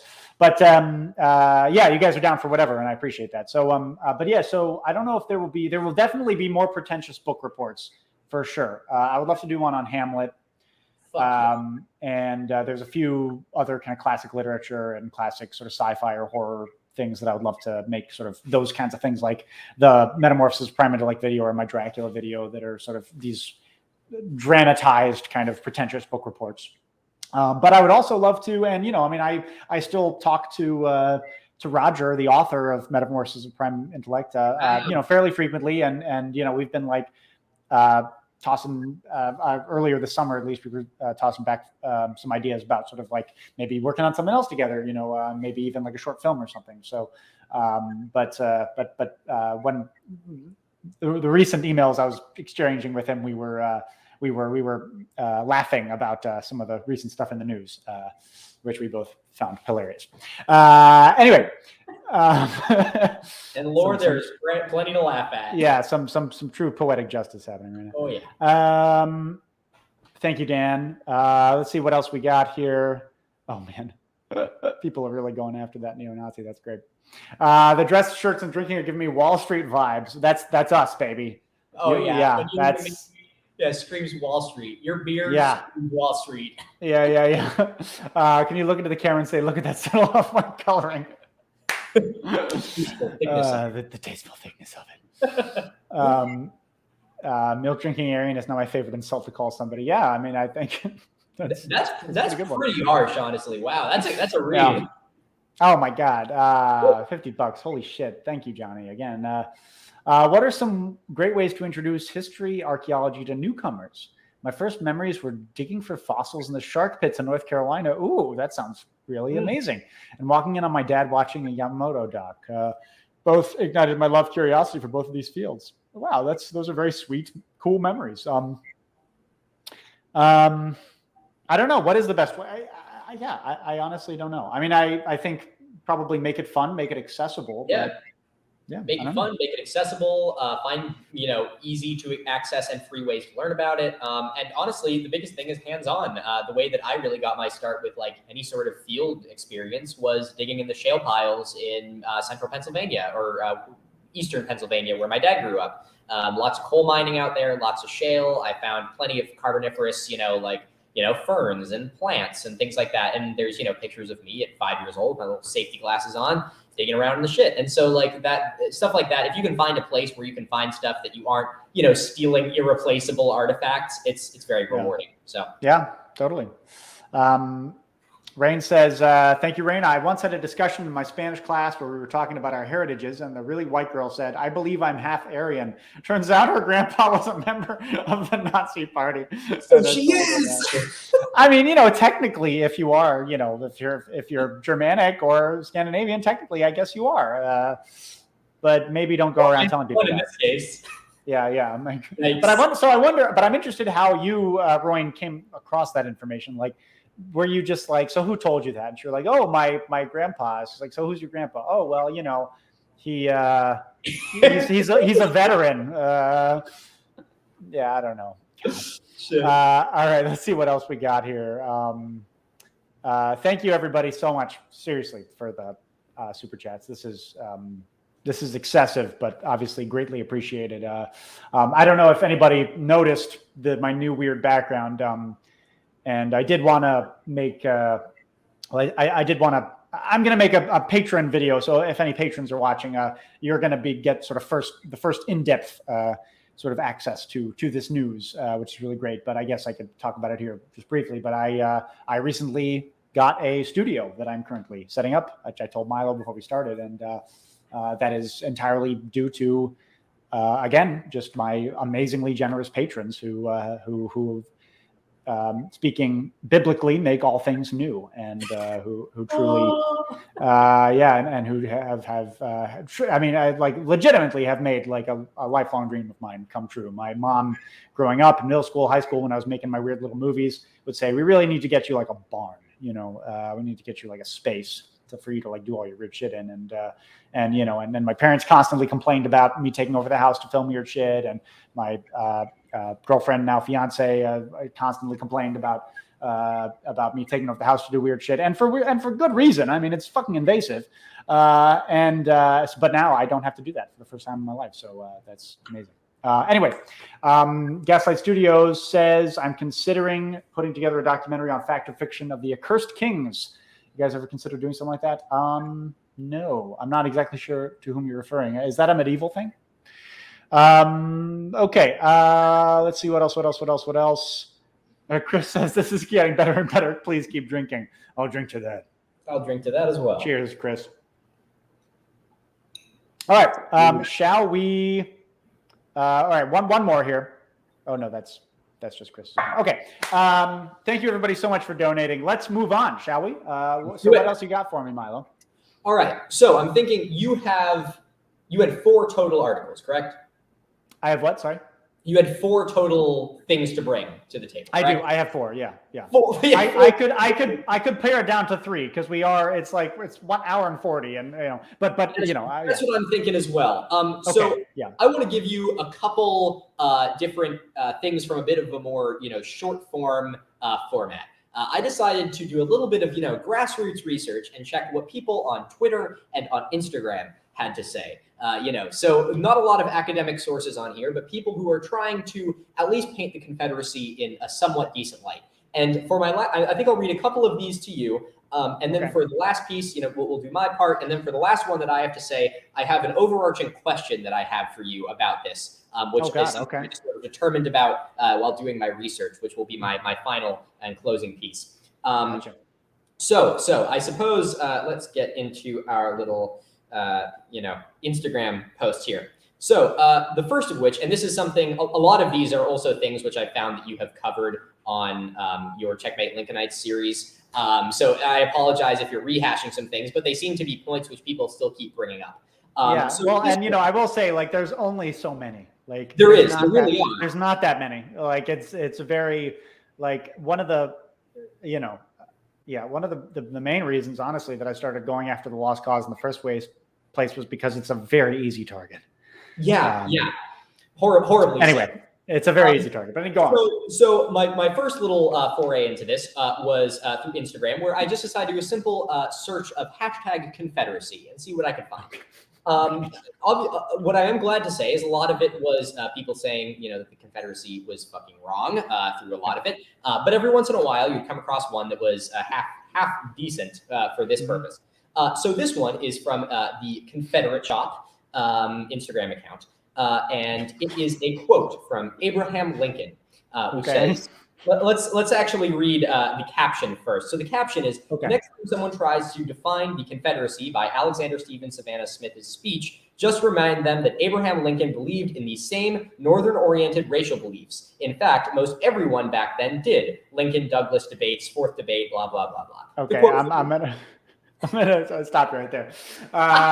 So this is my drinking game guesses, right? So it is, I have not, the quote, I have not, nor I will ever believe in equality between the black and the white races is going to be said. So that's definitely going to come up. And then I'll say, since he mentioned the cornerstone speech, I'm going to say there's going to be maybe a defense of the Confederacy in only they're going to say only 3% of people own slaves, even though it's more like 30%. Anyway, so those are my two guesses. Continue. All right. So this is the quote directly from the mouth of the tyrant Lincoln. Quote, there is no room for the two distinct races of white men in America, much less for two distinct races of whites and blacks. I can conceive of no greater calamity than the assimilation of the Negro into our social and political life as our equal. We can never attain the ideal union with our fathers that our fathers dreamed of, with millions of alien, inferior race among us. Let us drink. Let us drink. Yes, that's the joke amongst the youth. I thought I would let you in on it. Yes, thank you. There's always some fucking Zoomer, Milo, in my comment section saying among us. God damn. So all right, so we'll drink to that. So it was the quote. Every single Union sympathizer, we all think that there was no racism in the North, and that Abraham Lincoln was a fully abolitionist. So what do you have to say to this, Mr. Well, listen. I mean, I think there's there's again, telling a half truth to tell a bigger lie. I think honestly, that this person, that Confederate Shop on Instagram. And I would probably agree that more people need to learn about, or that maybe the elementary school interpretation of the Civil War as, non-racists versus racists maybe should be more closely examined. We should examine the systems of power that were active in the United States at that time. We should examine how racist the North was. We should examine the hypocrisies of a lot of anti-slavery Northerners.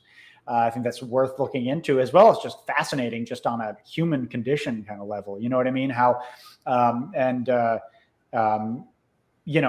just offers a very complex portrait of people who were ostensibly against this great social injustice, great racial injustice, but who are themselves extraordinarily racist, and openly so, and in a way that would horrify us today. I think there's a great sort of, there's a lot of juice there. There's a lot of protein in analyzing those people and trying to understand them, because I think something that a lot of us, in the, especially sort of I mean, and here's what I got to hand it to your generation, even though you guys are really entitled and you're on your phones all the time. Unlike us millennials who are never who are always enjoying nature. Yeah, of course. And so, is I, but I will give it to you guys. Like there is, and in all seriousness, I think there's a level of social and political awareness and a desire for urgent change among your generation that I mean, people complained about us when we were, 18, 19, 20, saying, oh, the millennials, they're SJWs and they're all into their social justice and stuff. Like most millennials couldn't give a flying fuck about that. And mostly that maybe that's age. Maybe that's just you get to your 30s and you're just like, wow, these granite countertops are really something. Like I love these countertops. God. That's coming, by the way. Get ready. How the mighty fall. You will love countertops. You will succumb to the marble countertops. You will succumb because countertops will become an object of sincere fascination for you, Milo. Get ready. I think that, but I do think, especially with the climate thing, right? I think a lot of people, teenagers, people in their early 20s today are very socially aware of these things, and I think that's really great. But I think that there is a tendency among very progressive people and people who are sort of, into making the world a better place, whether progressive or not, right? Let's not exclude anybody. I think that where there's this idea that sort of being a racist is kind of like the worst thing that you can be. And it is very bad. And I certainly don't want to be friends with any racists. We have to consider, though, how, especially speaking from a historical perspective, it is a bit, when we look at it, I'm trying not to put my foot in my mouth here. If we look historically, right, most people had a very strong hatred or distaste for people who were different from them. Many people even people we think of as like great, trailblazers of social justice or whatever, were either very racist, very sexist. I mean, William Lloyd Garrison, again, Massachusetts guy, radical of the most radical abolitionist, raging anti-Semite, right? Like hated the Jews, like to an unreasonable amount. And there is really, like the guy was like kind of a monster, I mean? Like, yeah. But at the same time, he did all this good, right? If we kind of think about things in a simple binary of like, well, they thought this, so like, there's nothing we can learn from them. And also like, I am superior to them and I am not infallible simply because I, have up-to-date ideas about, social justice or whatever. I think that's kind of arrogance. And I think that'll get us into trouble. And I think that's kind of counterintuitive to properly understanding the nuances of history. And boomer rant. The youth, they're too obsessed with their SJW shit. I hope people don't get like legitimately, I do hope that that's not how that's coming across. Cause because that's not it, like, right. But I do think it's, let's like maybe not think about some stuff in quite such a stark binary. Yeah, no, not at all. And I think as if it gives you any consolation as a Gen Z, as a Zoomer, I do think that one of the misconceptions and one of the things that I saw proponents of this, lost cause mythos or neo-Confederate people trying to make the Confederacy not seem as bad. It's almost never a support. It's just they didn't really mean that, or they try and punch the other side. But the biggest thing that I've seen is trying to use quotes, primary sources to suggest that the North was just as racist. Which is interesting because I believe it's built on this misconception that, when people think, oh, it was against slavery, we think that, the blue were just this like we were like, yeah, we're going to liberate all the slaves. We're going to come down there. We're going to just fucking kill every slave owner we find. It fucking wasn't. Like, unfortunately, the progressive side of things at that time, as I'm sure, you've spoken about this thousands of times in your videos, was not the progressive that we know now. It wasn't the idea of, everybody is fully and truly and wholly equal. It was like, hey, maybe we shouldn't, keep people as indentured servitude for the rest of their life. Like, it was like the progressive then was what we would now view as like, holy shit, what the fuck is wrong with you? Exactly. Yeah. I mean, well, and it's interesting because you talk to sort of a QAnon person today and say like, what do you think about slavery? and they would basically give you, and they might, and even if they said something that we today would regard as, and that frankly is, like, I'm not trying to qualify it or make it seem less bad, but it is racist, right? When they say something like, well, slavery, of course slavery is bad, but there's a lot of misinformation about it, and it's not quite so bad. And the woke man, like that is racist, right? That is a racist point of view. That is atrocity denial. However, that is about what abolitionists of the 1860s would have told you.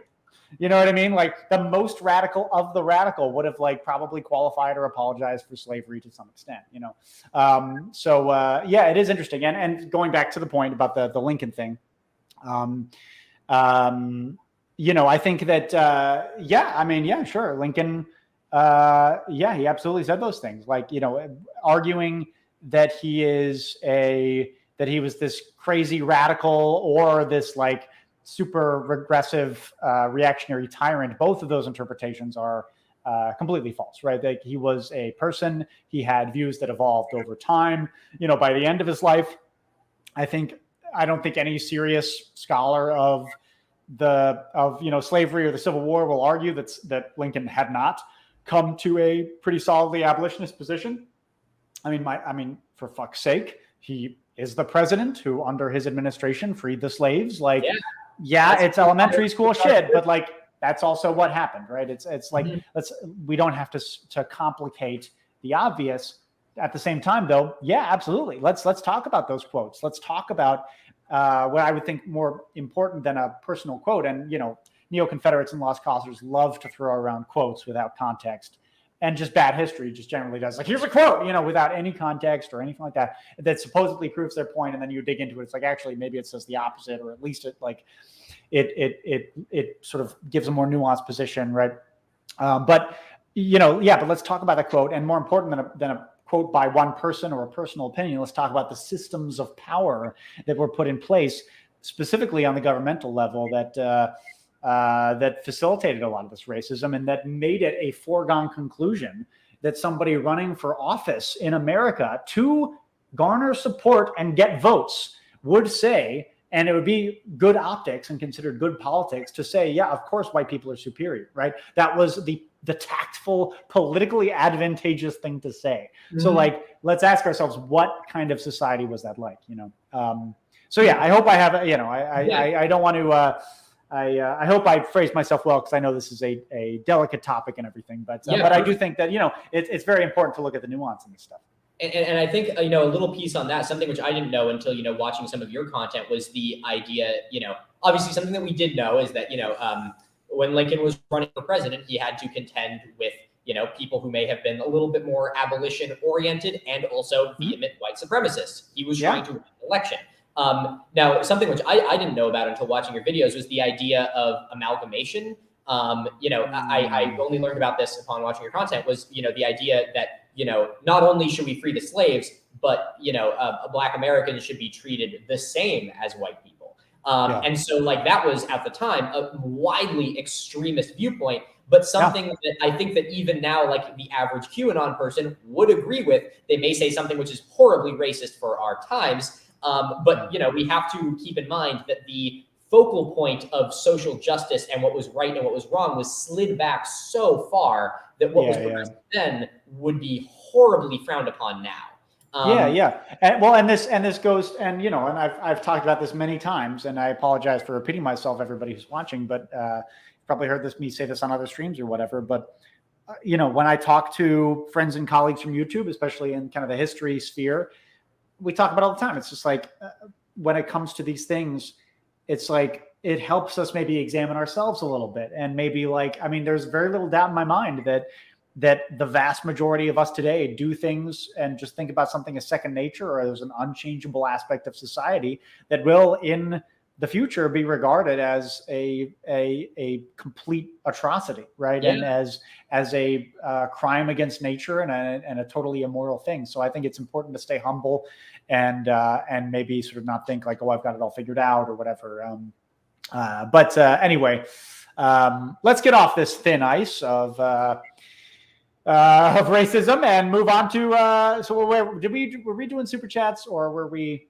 Why not? Doing. I could give you one more piece if you would like. Well, hold on. Well, let me give you one since we were Please. talking about Lincoln. Yeah, We were talking I about would, Lincoln, I so would that was rather you. do one of yours, and then I have an overarching question for you, which will be my last Okay, piece. great. Okay, so this is a right. So this is an article from Eric Von Daniken's personal website. Oh, for fuck's sake, man! Come on, you son of a bitch! And the title is called "Many Enemies, Much Honor." Much. And basically, I'll give you the thrust of it, and then you can guess what you think is going to pop up in this.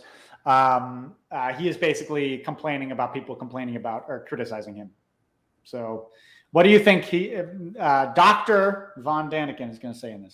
Doctor. Okay, well, I think he is firstly going to try and justify that what he is saying is not Nazi rhetoric or is somehow not founded in, Nazism. I mean, the things he talks about and the things he could be criticized on are immensely broad. So it's tough to even give an idea. So I'll say Nazi rhetoric. He's going to say like, oh, he's not directly saying these people, or he's not implicated with it, and he's not supporting it. I also think he will try and say something about racism, about how it's not being racist. And I realize now that I'm fully covering literally everything, so no matter what you say, I'm going to have to drink, is that he is going to deny these things to such a level that he's not even going to hit on the fact that those are the most problematic things he does. And it's going to be like, oh, well, like I said that this stone was carved this way and I don't know how it happened. And you said this, but in reality, this is what I think. Like it has nothing to do with the core being founded in Nazism. Like he's going to just ignore it entirely. So those are my three things. Okay. Should I put more in here? You probably should. Yeah. Okay. Give me a second. Do that. I'm going to answer some super chats because we're way behind, and then okay. All right. Hold on, everybody. Milo will be back shortly, and you'll be able to look at his beautiful face once again very soon. But let's answer some super chats. How's everybody doing? Paulie, thank you so much for $50. On a serious note, any chance of doing a video on Robert Moses? I feel like he changed the relationship between landscape and race more than anybody else. No, I haven't thought about that. I have not considered that. So probably not. Shout out to a true Aryan, Freddie Mercury. I'm not sure I get the reference. Holy shit, another $50. Thank you, Spinal Fluid. And great username. It's pretty metal. I absolutely loved your recent demonology video. Thank you. It was such an artful approach to the subject. I'm curious if you plan on diving deeper into how it impacted social influence in the early Americas. Interesting. Maybe. I mean, I feel like, the Witchfinder General is kind of a living history museum of that. But maybe I should enumerate it more specifically, since Witchfinder General is basically just a regurgitation of primary sources on the topic of that. Oh my God! Wait, 69mega.com. Stop watching the stream and find love. Well, obviously we're gonna do that. Wow, the sex bots are really like coming out in force tonight. They're paying your rent this month. Yeah. Okay, so all right, here now we're back, everybody, to Eric Von Daniken's article on his website, Many Enemies, Much Honor. And for those of you who don't know, Eric Von Daniken, author of Chariots of the Gods, the progenitor of the ancient astronaut theory, which of course went on to great fame and fortune in history's ancient aliens. So these are the words of Eric. Nevertheless, there it is in black and white, someone would previously exclaim as they threw a newspaper on the table triumphantly, until you realize that the printed word could be lying. Today, people and opinions are disparaged electronically. The World Wide Web makes it possible. Milo, just out of curiosity, this might be another generational thing. Does anybody in your generation call it the World Wide Web? Actually, all of us. Yeah. Oh, okay. Yeah, that's actually true. He's actually really hip with the youths, as we call ourselves. He must be, yes. What actually annoys me are the bona fide people who alert me to any negative reports about my work and writing. To them, I would have to complain. Sue against whom? Okay. The online naysayers are cowardly and anonymous, and if I were to actually rally against their never-ending stupidities and misunderstandings, a law office would need to be fully employed. And even then, there would be no guarantee of success. The internet has joined people around the world, and thanks to the net, we are globally informed. Phenomenal. But behind every piece of information are people with different opinions, you think? Somewhere, someone typed each message, just like in the days of the old printing press. Thus, truths can rush instantly around the earth, but so do falsehoods. So, all right, this is pretty fucking rich coming from him.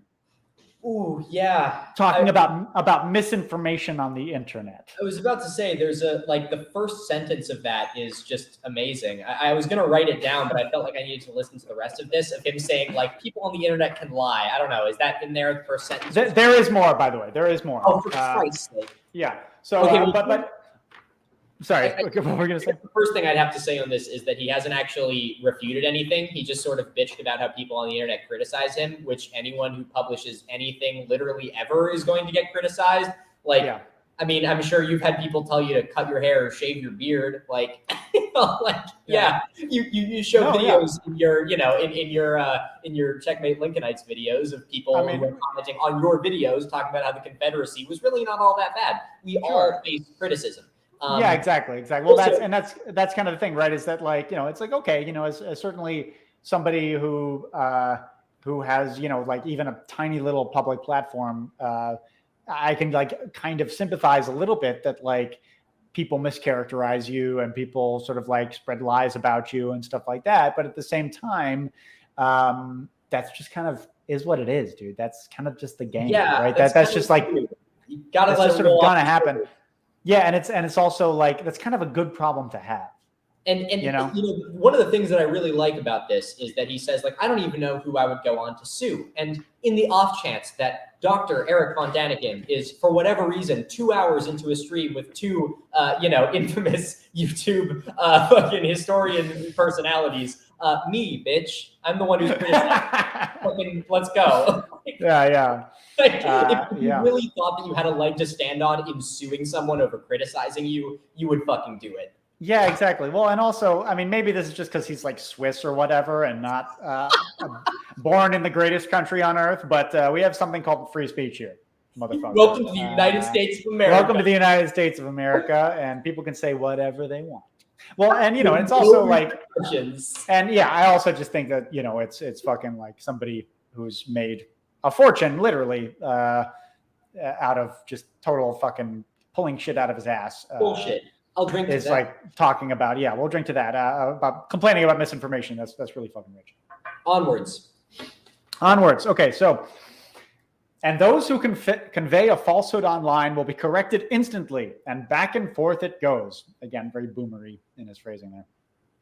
Accordingly, the false opinion is allowed to stand. Well, I mean, of course it's allowed to stand. Like, people can say whatever they want. Like, ultimately, right? It's like, all the while, the sly secret services. The fuck? Wait, did you tell him? What? You told him that we're part of the Secret Service? Oh shit, dude! Milo, I told you not to say that on the stream. Jesus. Okay. I'm gonna have to call my CIA handler now.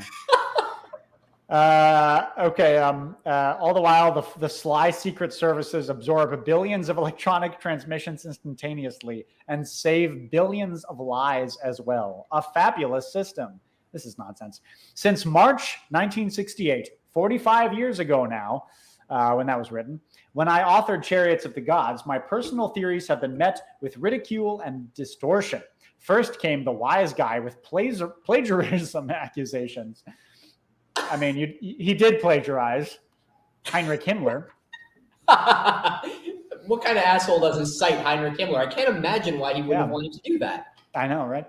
I would have written off everything, in particular when confronted by the French authors Robert Charroux and Jacques Bergier. Then I earned my... Say what? So he does know who to sue. Oh, yeah, apparently so. We're going to know who's criticizing me and then names people. Maybe they're all dead. Then I earned my doctorate, which of course they said was bought or faked. I honestly would not be surprised if it was bought or faked, or if it's in like sports journalism or whatever. He's a PhD in like communication studies. Major. Yeah, he probably is. Communications majors. This next part is pretty good. So next, scientists tried to trounce my work, notably Dr. Carl Sagan of the United States. No way. My writing was derided as unscientific scribbling that was harmful to the youth. This concerns you, Milo, and would never be considered valid. No scientist would seriously consider the idea of aliens visiting Earth. Nothing but pseudo-scientific nonsense. I mean, yeah. Carl Sagan said that concerning me? The youth? I mean, yeah, Carl Sagan said that the youth would be damaged by this, and he's right. Like, you know, I mean, yes, he's right. Like, the youth were damaged by it. They all, like, the youth in 1968 grew up to be boomers who fucking, I mean, I'll stop. Yeah, and we've seen the effects of it now. We've seen we kind of know, but like, in all seriousness, we kind of have. In the very, very thing which I have built my job off of. In young people who fucking believe in the horseshit that he planted in the 1960s. It's incredible. It really is. From, you know, it started with the book.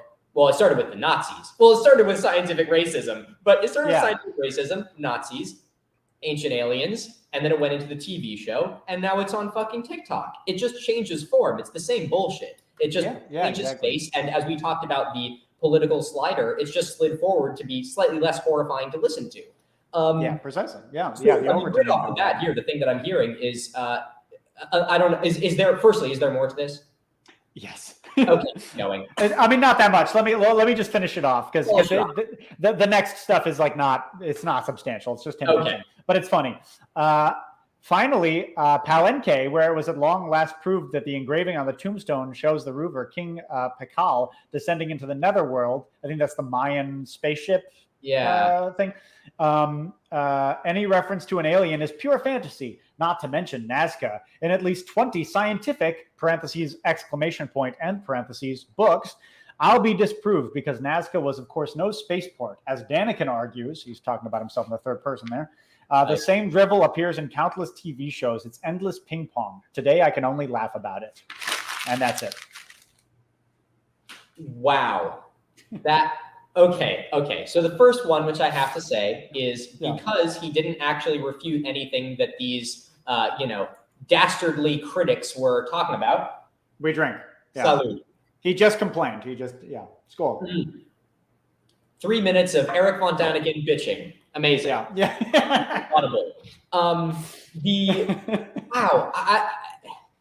So he does. It was pretty amazing. I came across that and I was like, wow, that's really. Because I'm going to be completely honest with you. I thought that he was going to talk about a specific site or specific criticism that he received, or at least, go into typically with academic discourse, as many of you are well aware, one scientist will write a paper, another scientist will write a paper back, arguing or refuting those claims. And if the primary scholar of the first paper sees issue with the critic, he will write another paper in return and tell him his thoughts. I think it's amazing and really highlights how unacademic of a source Von Daniken and many of these pseudoscientists are, is that he didn't try to refute anything. He just mentions the Nazca lines, mentions something about Pakal of the Maya and some other papers. He has like 26 papers and then exclamation point, and maybe that's his citation. I don't fucking know. Like, I have no idea what he is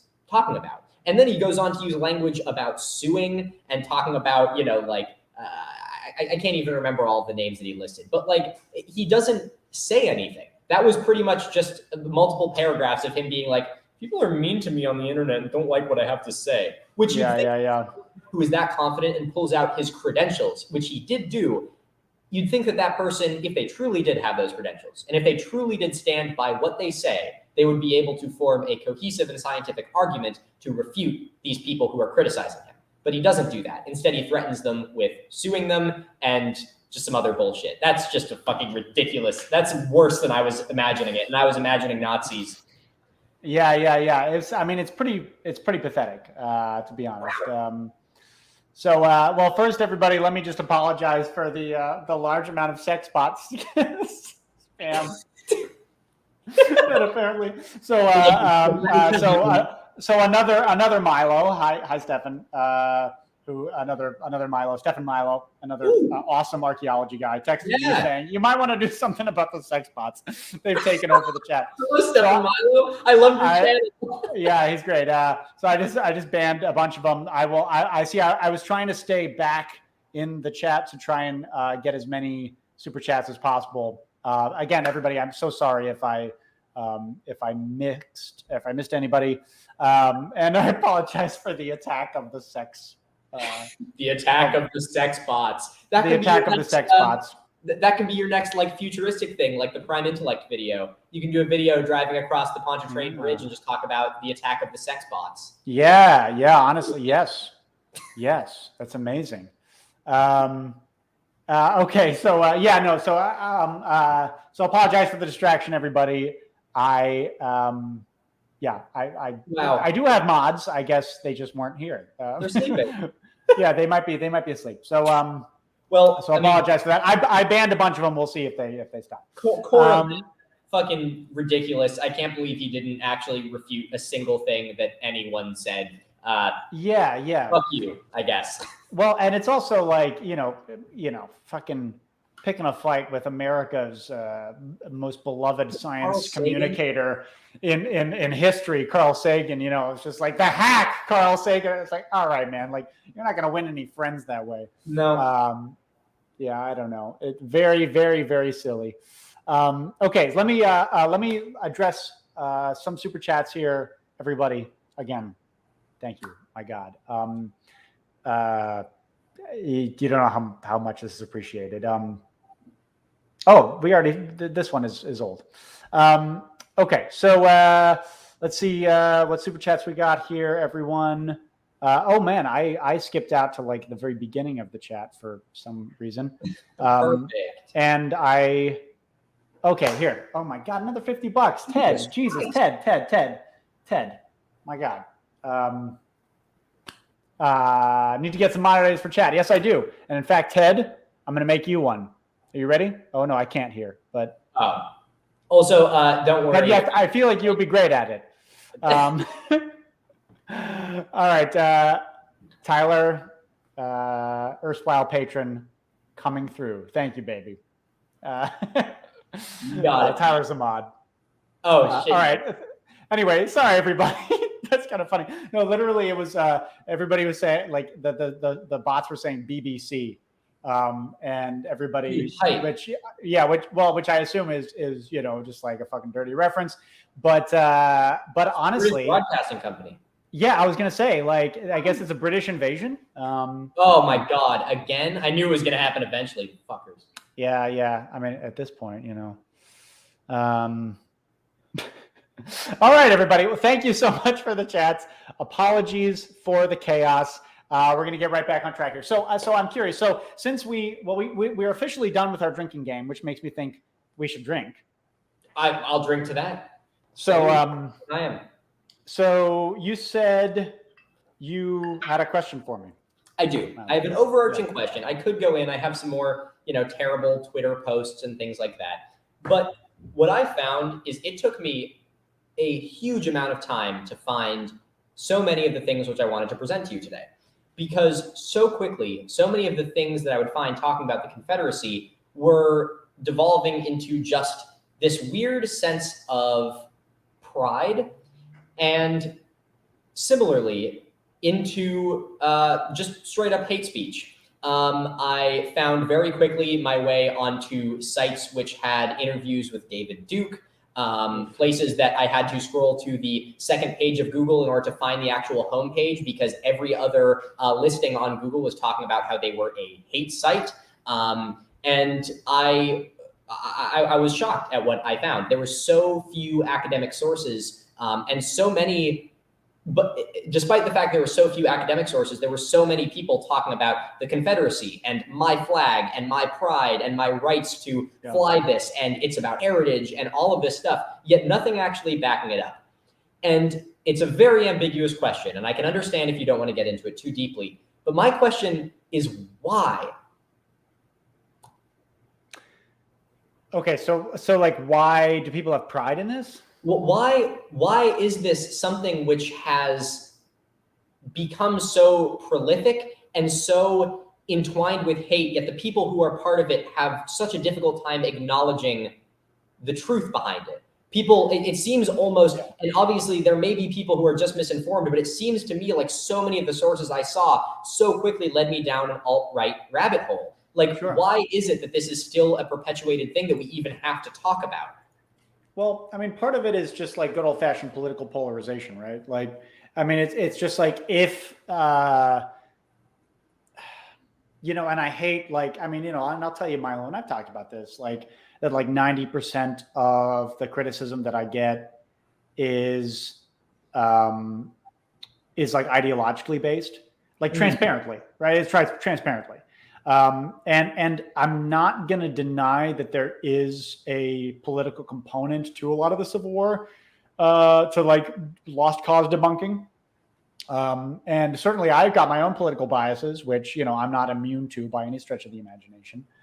But so much of it is, and I made a patron only video that sort of, this was kind of a thrust of it recently, which was that a lot of these people don't actually care about the history. They just kind of want to win the culture war. Wow. And the fact that their enemies are saying that, you know, that the fucking soy boys and the liberals and the Hillary voters are saying it means that it must be resisted at all costs, right?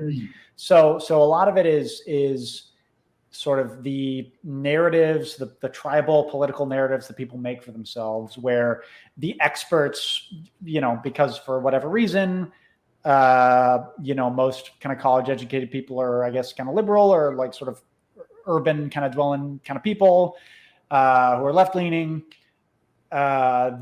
all people who with doctorates are all experts, all authorities are wrong, right? Like, don't trust the experts, think for yourself, you know?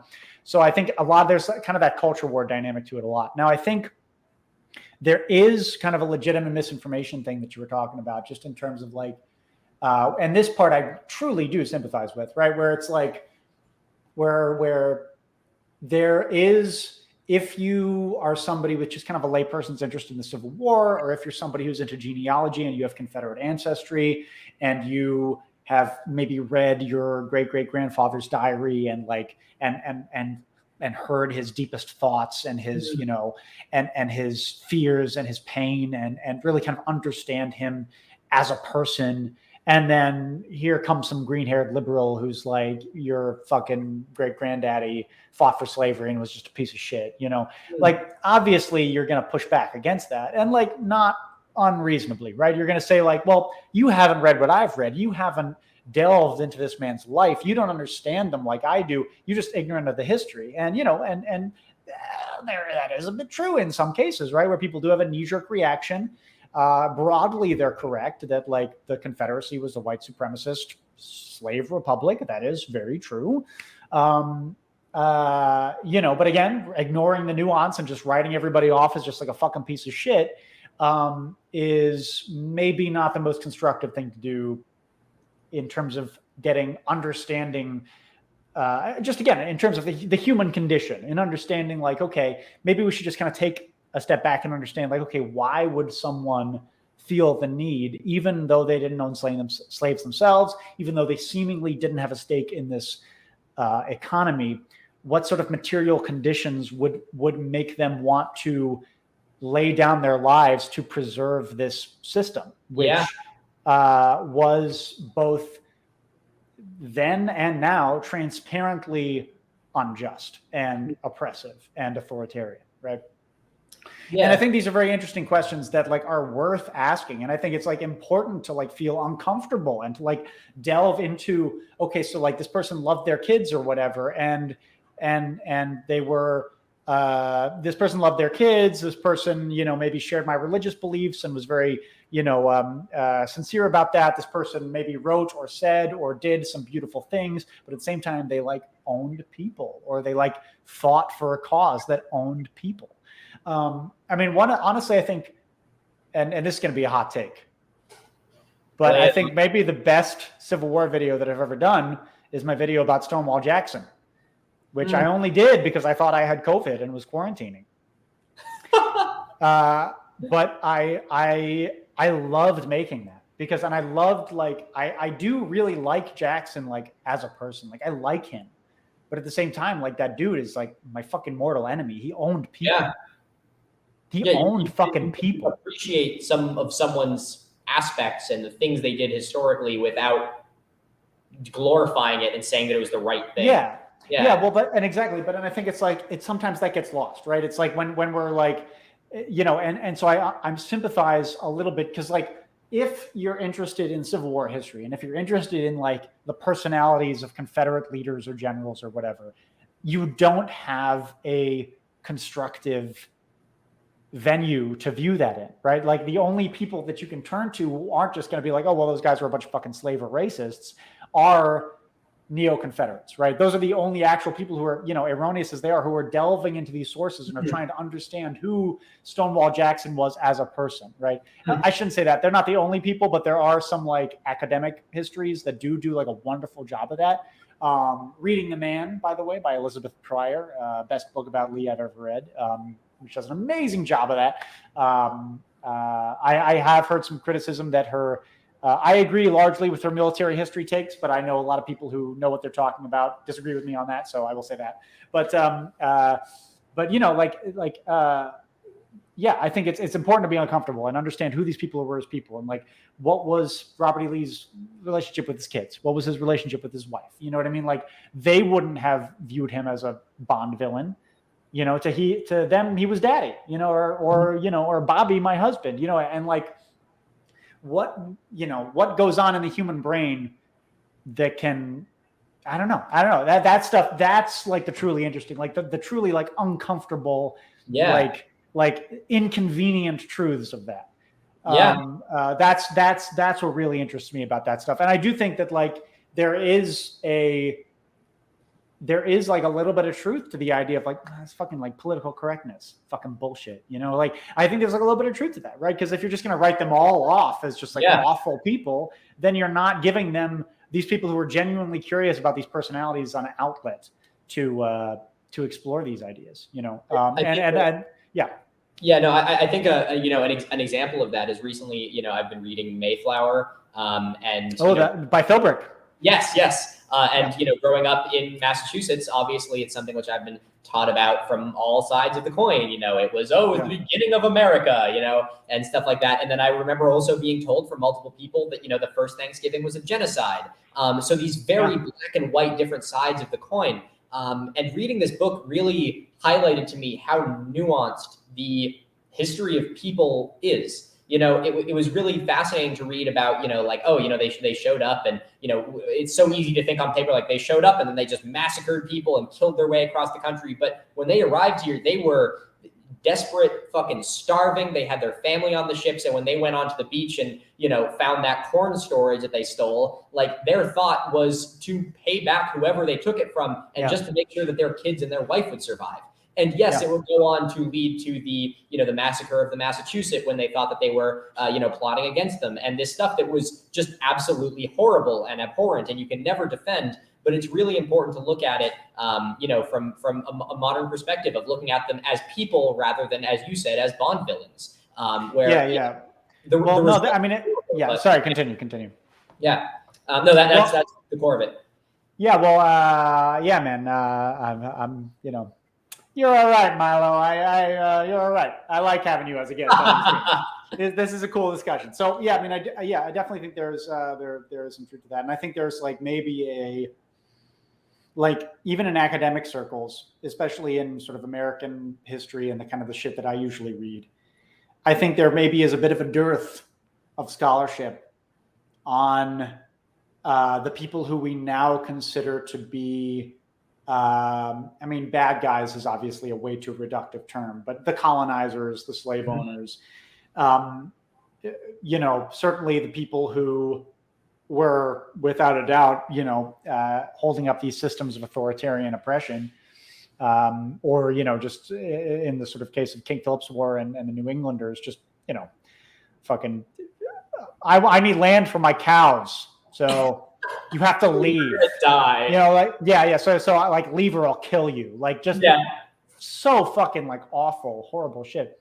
But like a lot of people, if they're interested in this shit, they have to go kind of back to historiography that's dated now, right? And and they got to look at shit that was written in the 20th century that maybe has kind of a great man sort of slant to it, or maybe has a very sort of like romantic idea of like the founding of America, the brave explorer. But, you know, if you kind of look at more 20th century historiography, it's about the, you know, grain production of the Nashaway Nipmuc and the Narragansett and the Merrimack River Valley that you know, within the town bounds of Lancaster, Massachusetts, between the years, you know, 1673 and 1674, you know, where it's just like these very weirdly specific sort of academic pieces that maybe that are clearly like somebody's dissertation that then got published, you know, that maybe like that are maybe sort of like telling and listen, like, it is hugely important, and we cannot have enough scholarship specifically on that topic, but on a lot of American history topics about the indigenous perspective, about the perspective of people of color throughout history, or generally, I mean, fucking LGBT people, like just the oppressed underclasses of American history. Like I'm not, please don't take this to say that I'm like discouraging anyone from doing scholarship on this, but I do think that if people are interested in, you know, fucking John Winthrop or Stonewall Jackson, or, you know, or maybe the English side of things, or the Confederate side of things. The Tyrant Lincoln. Yeah, the Tyrant Lincoln. Yeah, or just sort of like the great men throughout history, the sort of the great white men who were usually the oppressor in some way, shape, or form. If they're interested in that, then they have to go back to these really dated and somewhat problematic works from the 20th century to get anything in depth about it. So I do think that there is like maybe a bit of a niche that needs to be filled there of like, let's look at these people as people, and in ways that it isn't just like a fucking like ideological hit piece, because it goes both ways, right? Like, but at the same time, like, acknowledges their flaws. I think Jefferson, there's a lot of good shit about that as far as Jefferson goes. Because obviously that guy, like, fuck that guy, but also he was also right about so many things, right? Like, there's a lot of that stuff about Jefferson, but I think that could be widened to a lot of other people. I'm sorry, I'll shut up. I this is probably not interesting at all, but well, there it is, I suppose. There it is. I'm sorry, everybody. Well said. I was ranting. And we just hemorrhaged viewers. We're bleeding them, boys. Yeah. So, well, Milo, so I have a question for you. So, like, I'm kind of curious, sort of how you handle this. So, like, so you were, so you got big on TikTok in like 2020, like during COVID, right? It was actually 2021. It was summer of last year. Oh, okay. Yeah. So so it was after you took part in the January 6th thing? Yeah. It was after I sat at Pelosi's desk and stole her. Okay, great. Yeah, no, I thought so, because, you know, I remember seeing pictures of you. I was like, it's that guy? Yeah. No. Lawrence.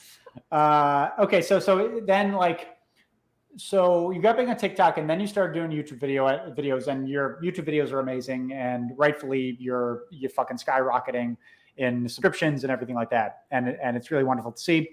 But, like, you're also just out of college, and, like, this is your first job out of college, right? Yeah. So, like, are you? How are you? Are you okay? I'm doing my best.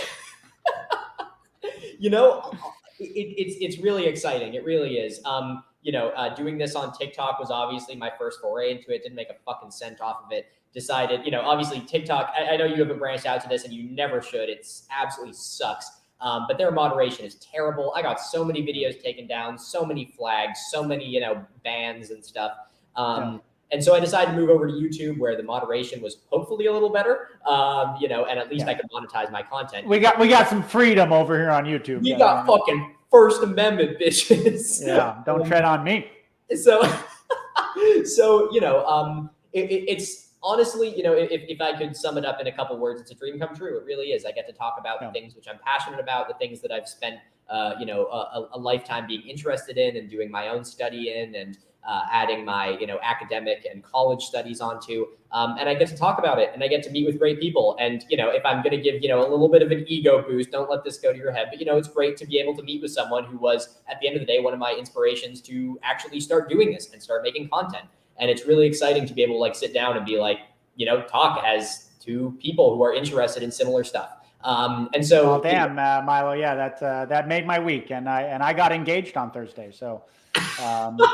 Hey, congratulations! I didn't know that was that recently. It was, yeah. Hey, good for you! Congratulations, man. That's fucking awesome. Thank you. No, that's awesome, and that is like deeply flattering, and I will absolutely let that go to my head, as well as I should. No, but but it is. I mean, it can be tough, though, right? I mean, so like, I guess I think about myself, and I mean, you're probably just much more mature and just smarter than I am. Oh, so this probably explains it. But I think about myself. So how old are you, young man? 22. Oh my God. I know you said 7 years, and I was like, I'm 67. I'm 67. No, I'm 30. I can tell. So you're 22. Like, I think about myself when I was 22, and I was just like, fucking like, kind of a mess. You know what I mean? Like, and I don't think, and I've talked about this actually with the aforementioned Stefan. We were talking about like, hey, if we like got big on YouTube when we were in our like early 20s, it just would have been like a shit show, we would have like spent all the money on drugs and like, you know what I mean? And by drugs, of course, I mean legal. I have to allocate the drug money. I try and be responsible about it, rec use across the border. Yeah, I know there's a dispensary in Providence. You can't, I know that's only a half joke. So,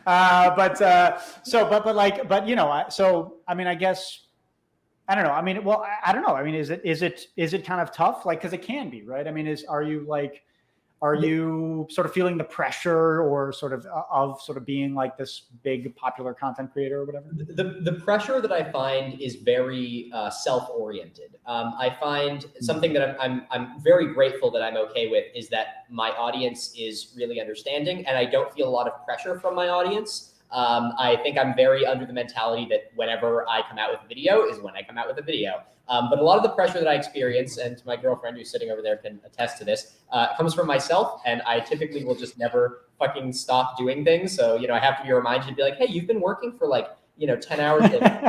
Maybe stop doing that. That's okay. So yeah. A lot of it is I get that, man. I get super fixated and I like will not stop. Yeah, exactly. And then there's also a piece of that pressure where it comes from the fact that, you are directly responsible for how much you're making. If you aren't producing content and you aren't making videos, the only one that hurts is yourself. Your fans will be there for you and they'll be there when the next video comes out. But, if you're not getting that new ad revenue, you're not making money. So a lot of the pressure that I've been experiencing has definitely been from the fact that I just don't know when to fucking stop, which is great, but it also really sucks. So I guess that's really been it. And that was meant to allow me to make a TikTok every single day for like, fucking 8 months. I mean, fuck, that sounds rough though. I don't know. Like these are really great problems to have. Like, let's be clear about that. And it definitely like speaks to your character that you would be just like, I am super lucky, and just like right off the bat, just be like, I am incredibly lucky, because obviously we both are, to have this job at all. It is an amazing job. But I mean, it's these are good problems to have, but it is interesting how, I mean, in many ways when my channel took off, it was kind of like the culmination of just like many years of like my entire adult life, just in the course of my entire adult life, just like going to film school and like making movies, but also sort of like just doing that in my spare time, but also just like working and make my living as a historical educator and as a public historian, as a living historian. And then just kind of combining a lot of those skills and everything to kind of just like do this thing. And then all of a sudden it just like became this attainable sort of, it just making a living off of like making movies became just like instantly attainable. And it's like, oh fuck, and when I went to film school, I very quickly abandoned the idea that, I was going to be the next Steven Spielberg or whatever, and landed on the much, I mean, it's impossible certainly in the 21st century to do what he did, but you know what I mean? But like I gave up on that dream, which was wildly improbable, and also I don't know, man. The Sunday Devil comes out next year. Oh yeah. Who knows? but you know what I mean? Like when you're a kid, you have very childish ideas about just like, I'm going to change the world. And then, you become an adult and it's like, no, you're a piece of shit, just like everybody else. And rightfully so, like you are, you shouldn't feel like you're like better than anybody else, Yep. But and then I sort of like shifted my goals to the much more achievable, but also like, to be fair, like kind of as it seemed at the time, very far away goal of like, I just want to like make a dignified living doing something that I love. Right. Yeah. And then that's kind of what YouTube sort of became for me, is sort of that dream kind of like was fulfilled in just like the course of a fucking like hectic week in April 2020. It was just like, oh fuck, I can make my rent on Patreon. Oh shit, I can get all my expenses on Patreon. This is my job now. I can quit, my other shit. And although, to be fair, I was barely employed when COVID hit and like was in trouble. So it was good. My channel took off on So thank God for that. But anyway, so like I guess, but one thing that has sort of been unexpected about that is how quickly sort of like, that sort of a whole new set of problems like presented themselves, and a whole new set of pressures. And you're right, like that the workaholic thing is like very real, right? I mean, I that's kind of the trouble of like your hobby becoming your job, of like your passion becoming your job, where you like don't know when to turn it off. And and for me, that's like, like I have to like actively try to like just like deal with my mental health in that way, and just sort of like kind of actively try to turn it off, because it's tough, Yeah, no, it's really hard, especially balancing it because it's something you're interested in. Like even on the topic of, we were talking about Mayflower earlier, I'm almost done with it. And, I'll be like, okay, I'm going to take some time off. I'm going to go read this book. And then, Belle, my girlfriend, will be like, oh, so you're going to take time off by just doing something that is essentially your work. Like you're reading the book so you can talk about it in a video, and so it's really tough. And obviously not to sound like, being a YouTuber, it's the hardest job I've ever done. Yeah, which it isn't. It is not at all. Like it's a hard job, but like it's not coal mining. It's not coal mining, exactly. But it's surprising the difficulties that have arisen. Because when I was a kid and I would watch people on YouTube, I was like, oh, this must be the best. You don't have to do anything. And now I'm actually doing it. And I'm like, oh my God, I have to do a fucking lot. So yeah, but it's exciting shit, man. No, it is. Well, cool. Yeah, it's awesome that you have such a good attitude about it, because like there have been times like I feel like I've definitely come to a better place about it, but there were certainly times where I was pretty like, pretty down in the dumps about it, or at least like I was just like, I should just fucking like stop posting and say nothing. You know what I mean? Like I should just like not. I should just like get a job in a local museum and just like stop posting and just not tell anybody anything. Yeah, just disappear. It's just like But I'm glad you didn't do that. No, yeah, me too. No, I mean obviously that would be certifiable, but yeah, it is.